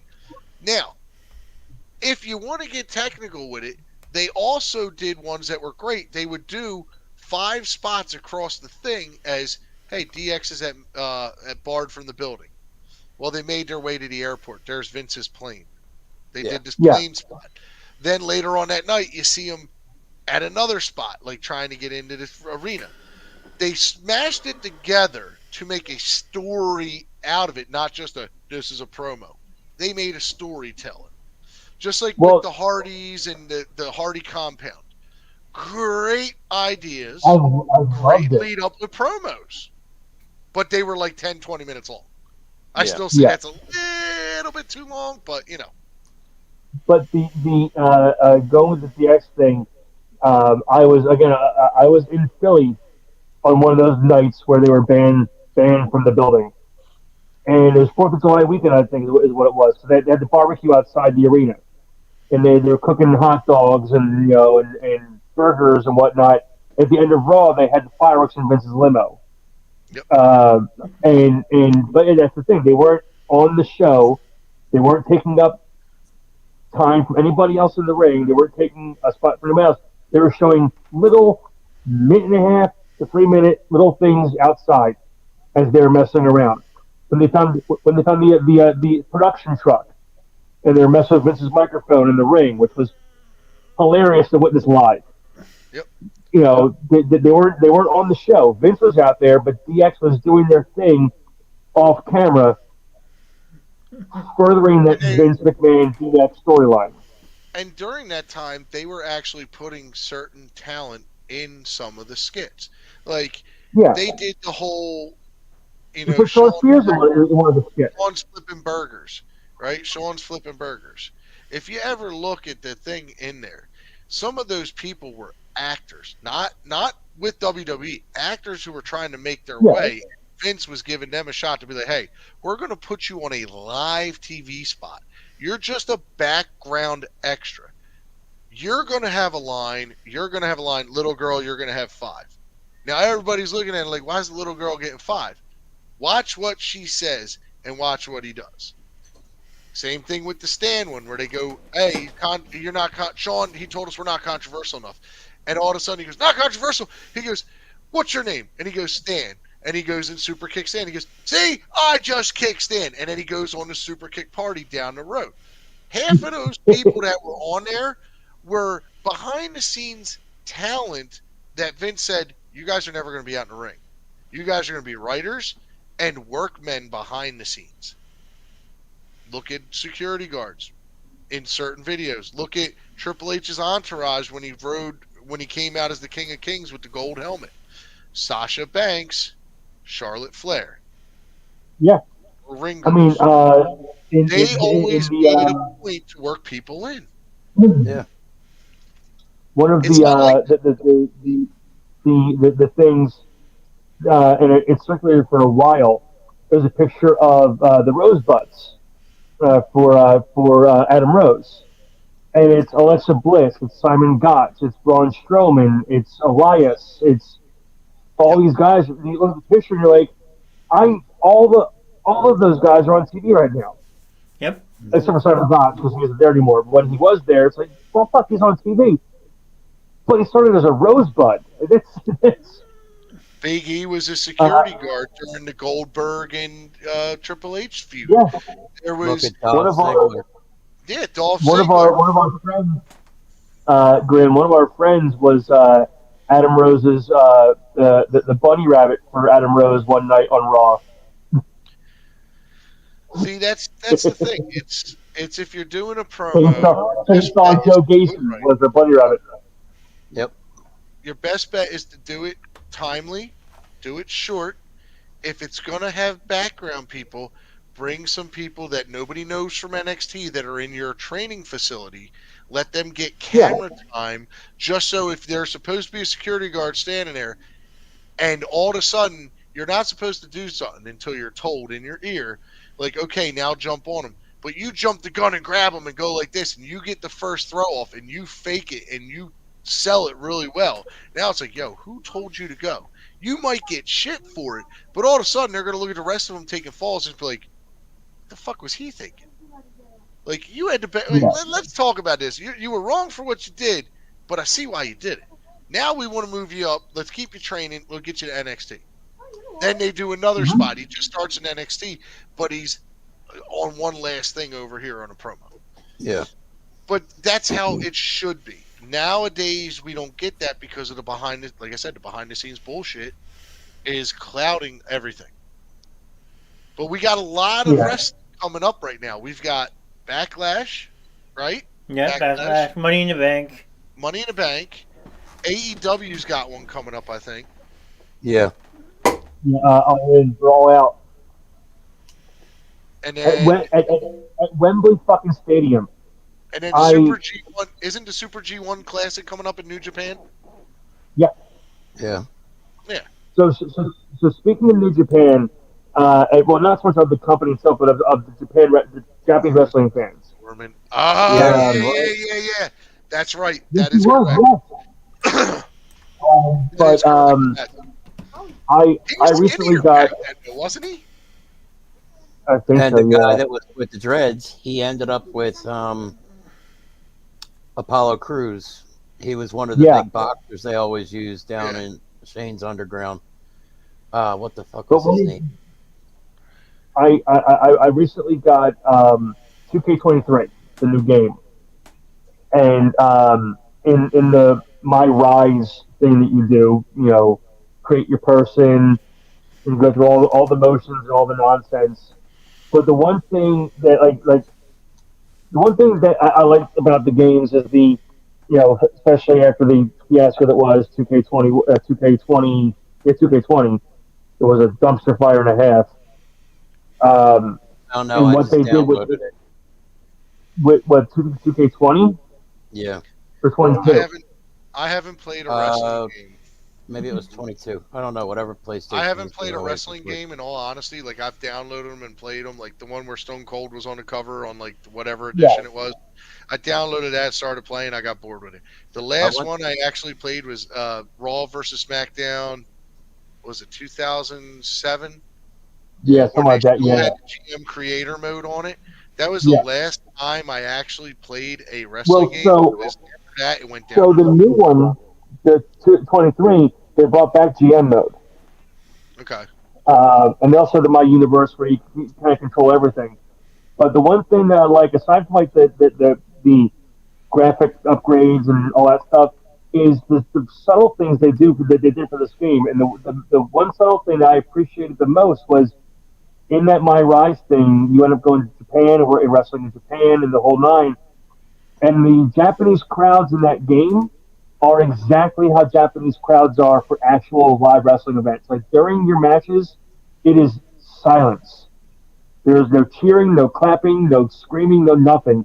And every big move you hit, they clap, and then that's it. There's no cheering, no nothing, and that's what I've heard for years is how the Japanese crowds are. Like they aren't as animated and excited for wrestling as American fans are because they appreciate the art form of it. So they respect the performers in the ring by not distracting them. That's why they do it at And that the was a end very beforehand. subtle, They throw streamers.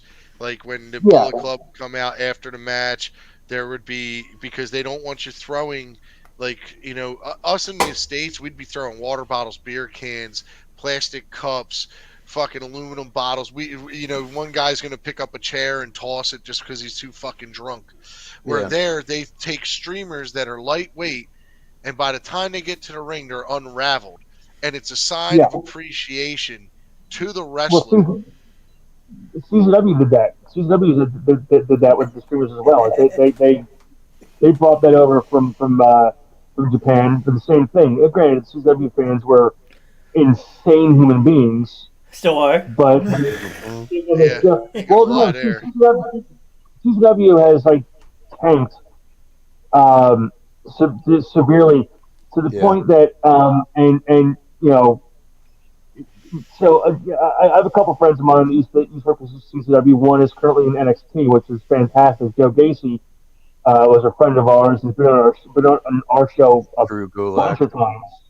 Drew Gulak, Drew yeah. Gulak was on our show before, but CCW right now is holding their live shows inside of a storage unit. Wow.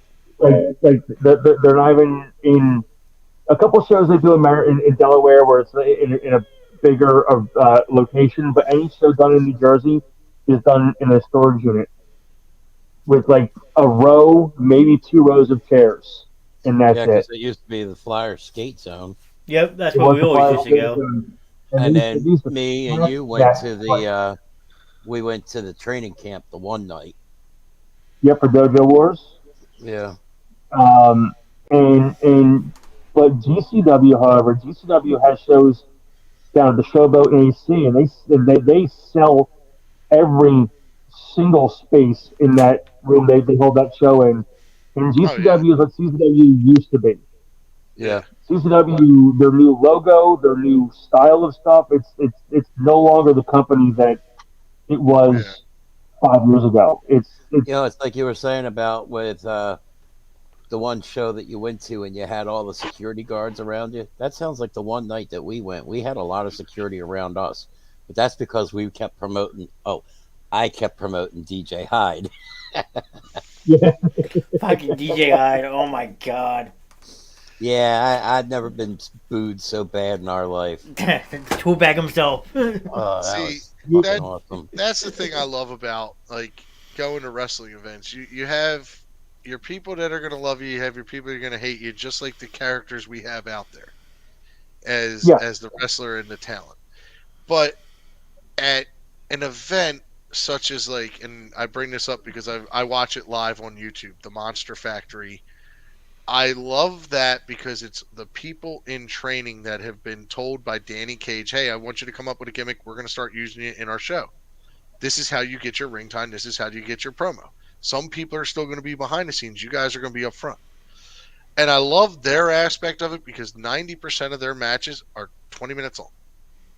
They come out, they do a quick, maybe like 2-minute spiel each into it, unless there's a promo in between.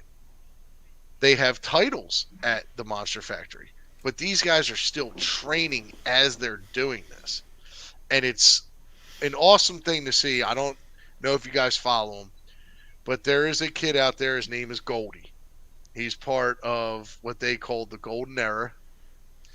And I was privileged enough to know somebody who was training with him, who subsequently did get out of wrestling due to an injury, which we all know it happens. It can.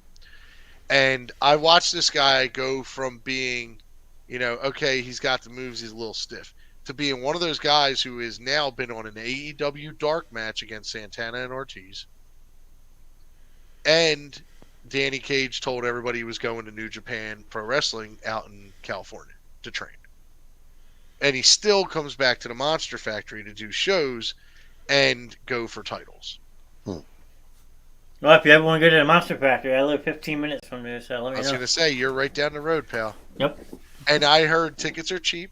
$10 at the most. It's a small venue, but it's something to go watch where it's almost like the Japanese watching. You can appreciate the subtlety because, yes, there's fans cheering, they're yelling like how we are, but you can appreciate how they're doing the movement because they're still learning it themselves. Absolutely. And, not to gross anybody out, you won't see anyone stick lollipops down in a fucking wrestling trunks like you do at CZW. I don't know, but the guy that's in the show that wears a dress on the thing, no, this guy... I know. I've seen the video. I've seen it enough times to go... Good old Greg, excellent. Yep.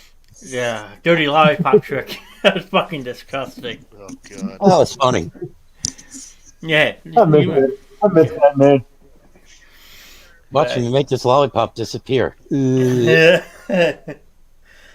no, CZ, like I can go back and watch old CZW, like tournament and death matches, or Brody Lee versus Moxley back in the day when he takes the weed whacker to his nuts. I mean, they were crazy. It was awesome back in the day. Exploding barbed wire matches, light tubes.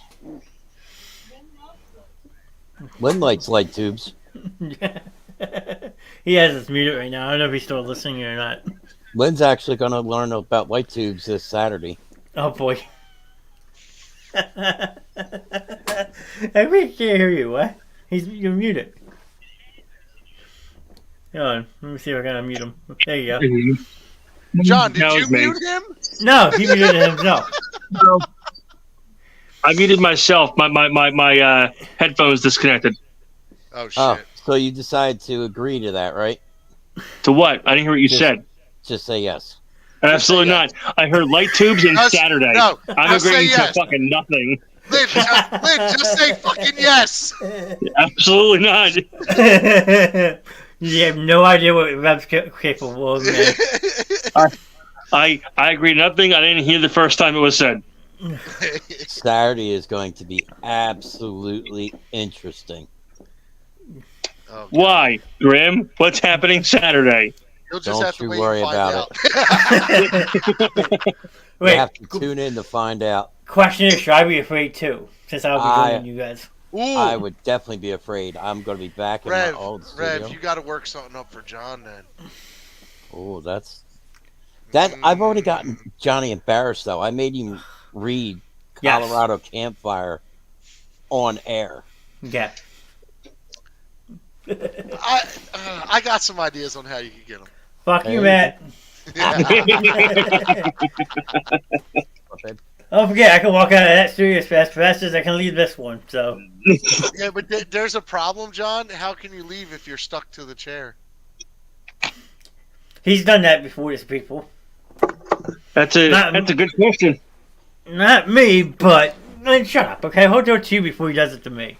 Well, this would be good because we actually have our old studio equipment in a new studio. But thank I'm God, so happy. Piece of shit studio we've been in. My God. Well, I still have to talk to Chaz about getting the phone line back up and running again. But yeah, this show went on. This show goes on off the tracks as much as our show does. Yeah. That's what Usually, wait, hold on. Usually it doesn't, but because we had outside influencers, Wait, hold on. Wait, let me point the right way. Yeah, I can't wait. Which way did he go? I can't remember. We got this way and this way. This is why it went off the rails, pal. No, it's great to go off the rails every once in a while. Like, me and Johnny have talked about this. Down the road, me and Johnny are going to do an IRL stream where me and him are going to do a few matches. Not one, John, a few. First one's going to be we're in those inflatable, not inflated, they're either inflatable or padded sumo suits. And we're going to wrestle each other. The next one is, after that, we're going to take a break, we're going to do some intros, and we're going to get an inflatable pool, one of those bigger ones, and we're going to fill it with mud. And me and Johnny are going to mud wrestle. Now, again, this is where our show goes off the rails, usually like that. Like Ron just said, there was no rails. Well, the rails were taken off years ago because I'm one of those daredevils who doesn't give a fuck. I'll just leap and not care. We've talked about a bunch of things. Like so far, almost every show I've been in a wrestling shirt. Right now, I'm wearing a great shirt that I love. I got one on tonight. This is Robert Roode's shirt from TNA when he was Robert Roode off the chain. Nice. Which is one of my favorites. I have a shirt that because I am dieting, you can't tell. But once I get down to my weight and it fits a little better, I have a shirt that I told John will come out on a special occasion, and I will want people there for, because this shirt has not seen the light of day or been on my body since I bought it. No, that one. Yes. I mean, this shirt is so heavy that if even without putting water on it, it's like, say water couldn't touch it and penetrate it, I would sink with it on. I'm curious. Yes, you are. We know that by curious. Mm-hmm.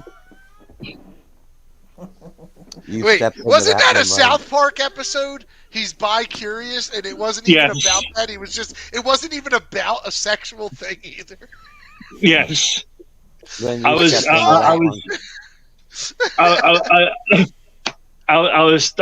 going through Facebook Reels today, and I was bored, just kind of scrolling through them, and I came across a short video with I think it was Matt Stone. No, it was either Trey or Matt, one of the two guys from South Park. I can't remember which one it was, but he was talking about the Tom Cruise episode.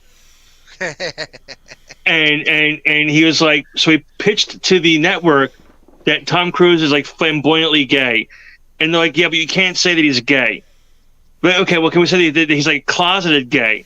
They're like, no, you can't say that either. Say, okay, well, can we just have him be in a literal closet? And they're like, yeah, you can do that. So that's how the whole Tom Cruise is stuck in a closet thing came about.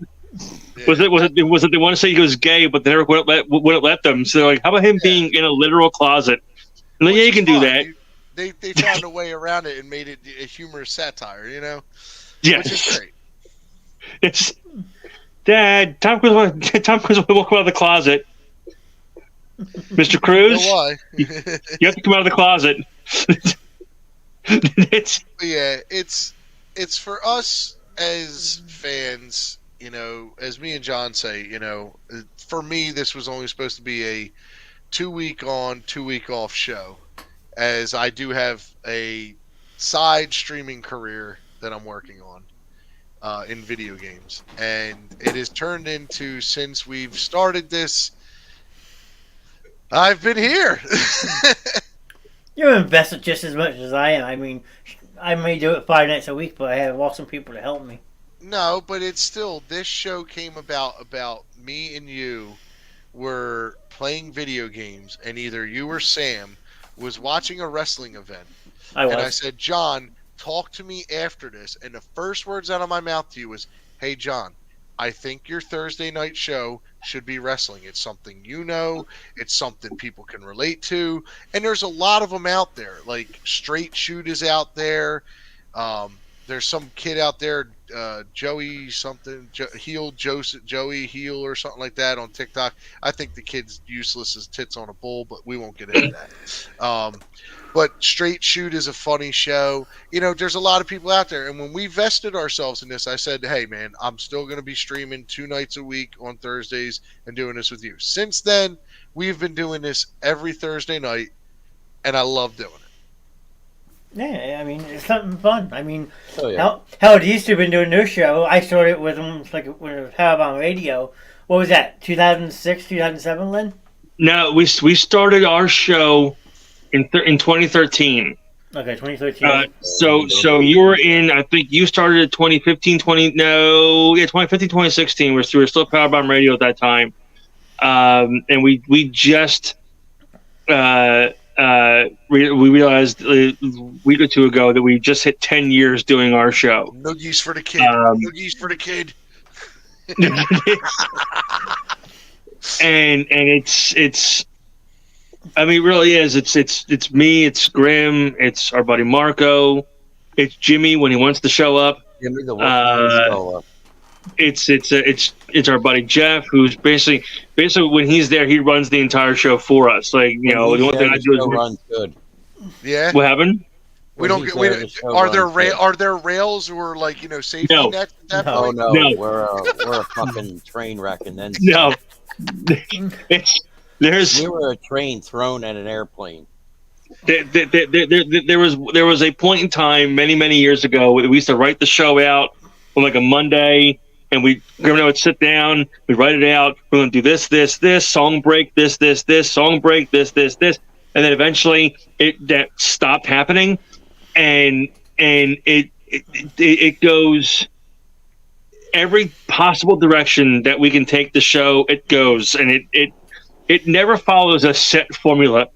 Like there's times we're like we're gonna try to have one topic on this show for at least the first half hour. Have one topic we're gonna talk about, and we start talking about that topic, and all of a sudden we're on like, you know, donkey shows, or we're fucking doing it. It's something that we go off the fucking rails. Now, I'm gonna put it to you this way: I can look up that way, and I can look that way, and know that both of these people had ADD. Yes. And if you look here, I probably got it just as bad. So when Johnny goes a certain way and says a certain thing out of context, or says something about a wrestler that brings something up, it's like, hold up, wait a minute, stop the show, we're going that way with it. And we make a hard left. Like, we're coming up to the intersection, there's no time to turn, and I'm going, hold on. Well, usually every week, at least me and Marco try and bust Lynn's balls for the entire 2 hours. And we usually pretty much succeed at that. Yeah. Because Lynn puts his foot in up to his fucking, like, his hip. Every show. So Lynn's basically me on my show when people want to come at me. Hold on. Do you get Lynn, right? Now, have you ever gotten Lynn on a live show with something so good, like a good joke or something, like Ligma? Yes. Okay. And some Just worse. want to make sure. Come on, Matt. Fuck you, dude. I mean, John, Hey, I got you the night before. Ligma. I got you the night before with Sugma. I got you the night before with Sugma, and then the next night I hit you with Ligma live on our show. Yeah. Well, Lynn decided it was a good idea for my new segment of Urban Dictionary. Oh, fuck no. Hell no. I'm the only one that's supposed to know the word. Look. Yeah, and the word, it would be the Urban Dictionary word of the week, and it would be interjected at some point in the 2 hours of the show, and I'm not supposed to know the word, and it's just supposed to come out at some point, and one of the three of us have to try to pinpoint where the word came in, and 9 times out of 10, it's very obvious what the word is. I have a word for you this is a true story. I heard a rapper singing a song one day, and I had to look it up, and me and my wife did, and the outcome of what it represented blew my fucking mind. And it was the rapper sings, "I'm addicted to blue cheese." Okay, I'm addicted to blue cheese. So I was like, all right, I gotta look this up. Holy shit! What the fuck? When we thinking looking it up, I was like, wow. Holy shit. Can I get a yeah?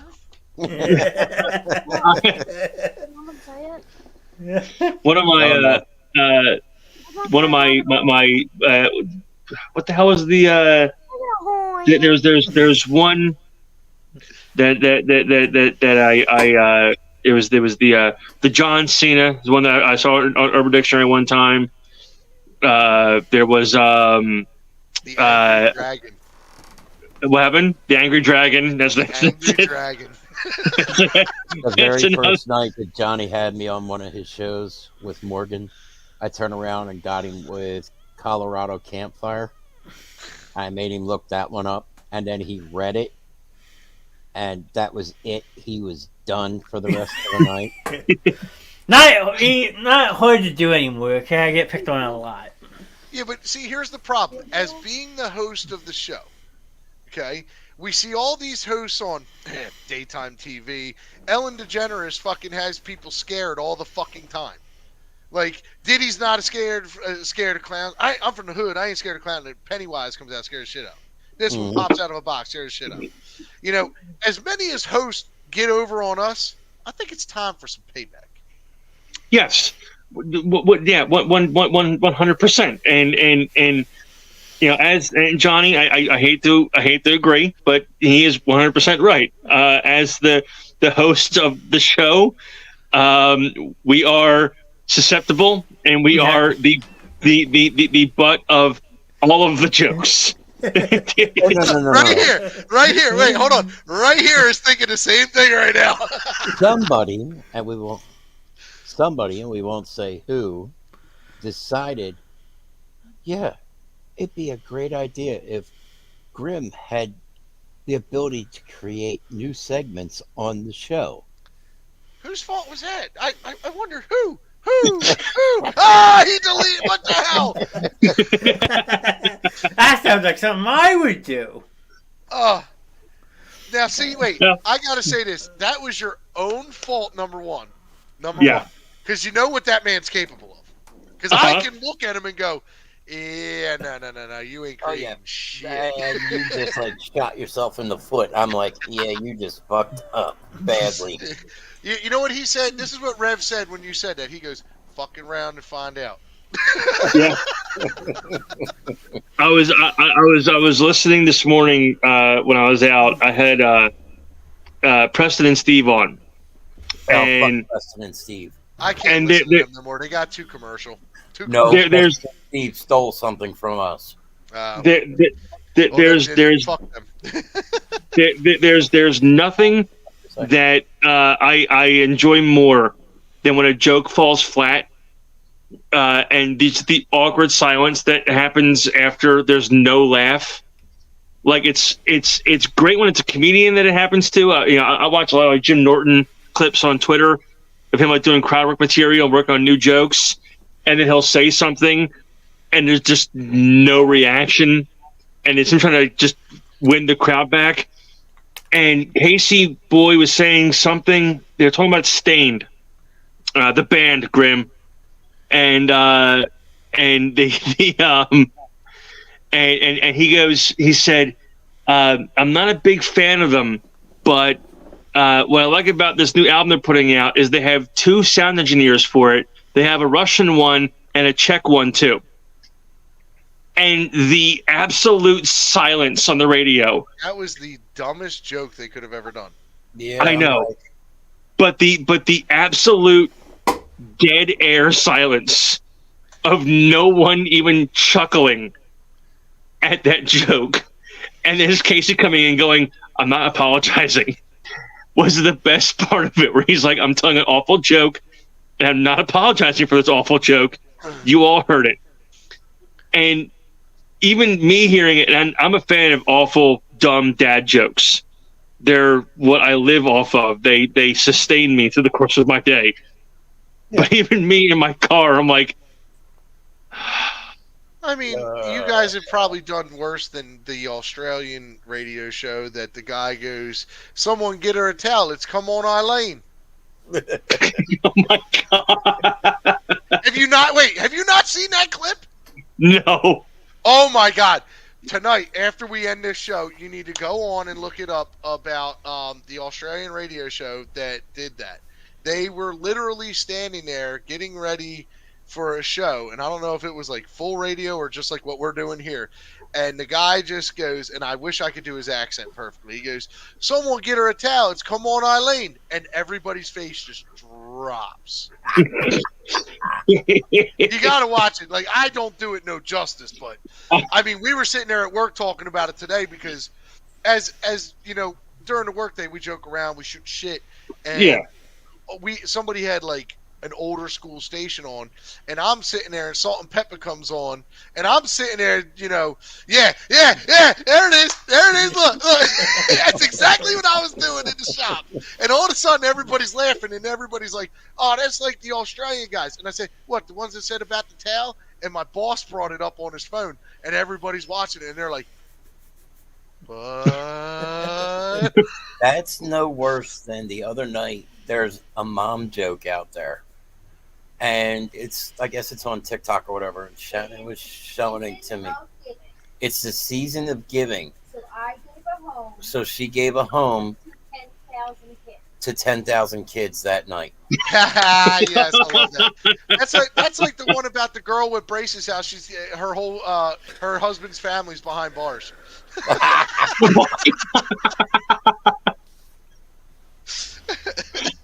Jesus Christ. I Hey, can't show top me any of the this. Well, you could, and- but you know we ain't gonna and go there, Mister Just Blue think, Waffle. this is this right now. Wait until Saturday, John.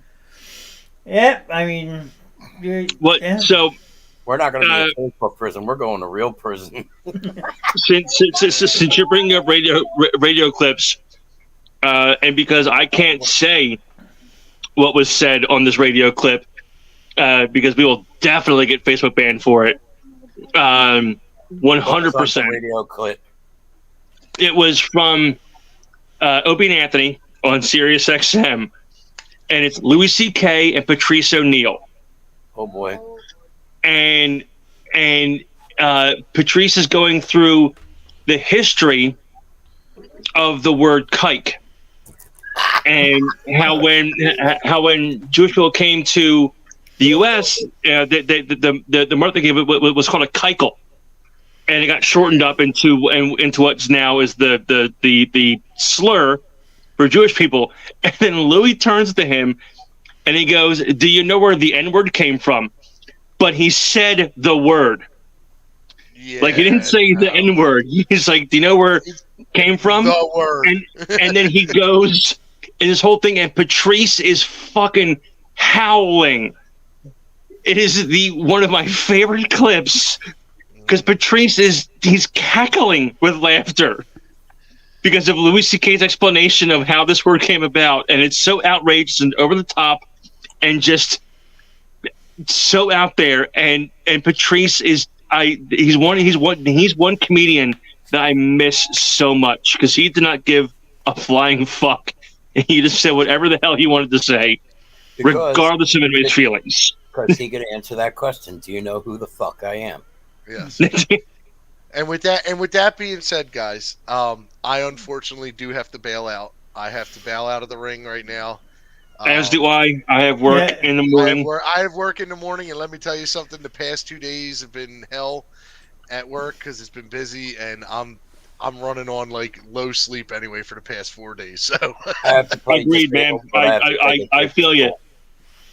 But I love that we had you guys on. It was a great, insightful show. We had, I definitely had a lot of fun. To throw people in the mix is great.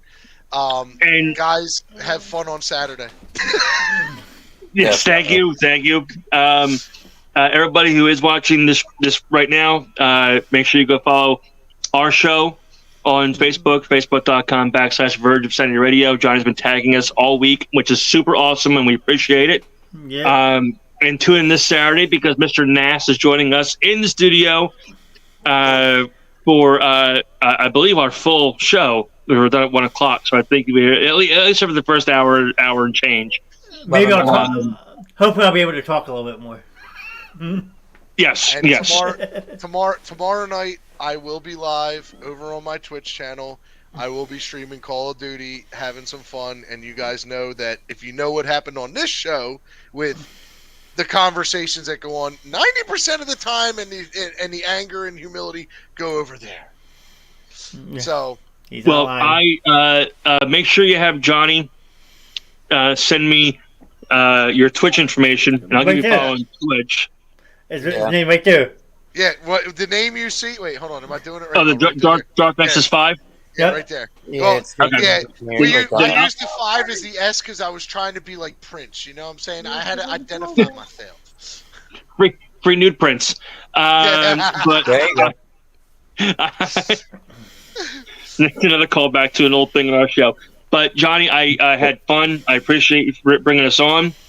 Thanks for And coming if on, you ever man. need a Thank spot, if you Yeah. ever need a spot to fill to talk wrestling on a future Thursday, let me know, and I will hop on when I can because I love talking wrestling and just BSing. So I will How definitely. about this? Would you like to fill in for the normal co-host next Thursday?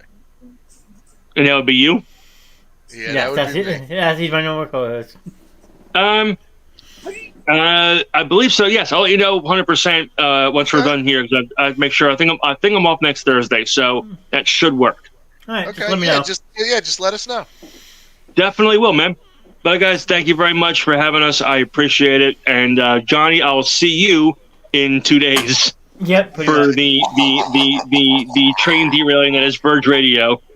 Yep. And looking- Graham, I'll see you also in 2 days. And And people will see me tomorrow night because I'm live for movie night tomorrow night. yes, what are you watching tomorrow night? We don't watch movies. We just talk about movies They tomorrow discuss night. the movie. We're doing movie Oh. trivia tomorrow night, though. So And what what movie movie? are you discussing tomorrow night? We're doing trivia. So just on A movie bunch of trivia? Yeah. Let me know what kind of trivia you're doing tomorrow night because I'm off tomorrow and I like movie trivia. Well, just pop in chat. Let us know you're here. I will definitely will. I'll pop in chat and say hello. There you You go. like Appreciate Papa. guys. Or I you will- can pop in, chat and give me one.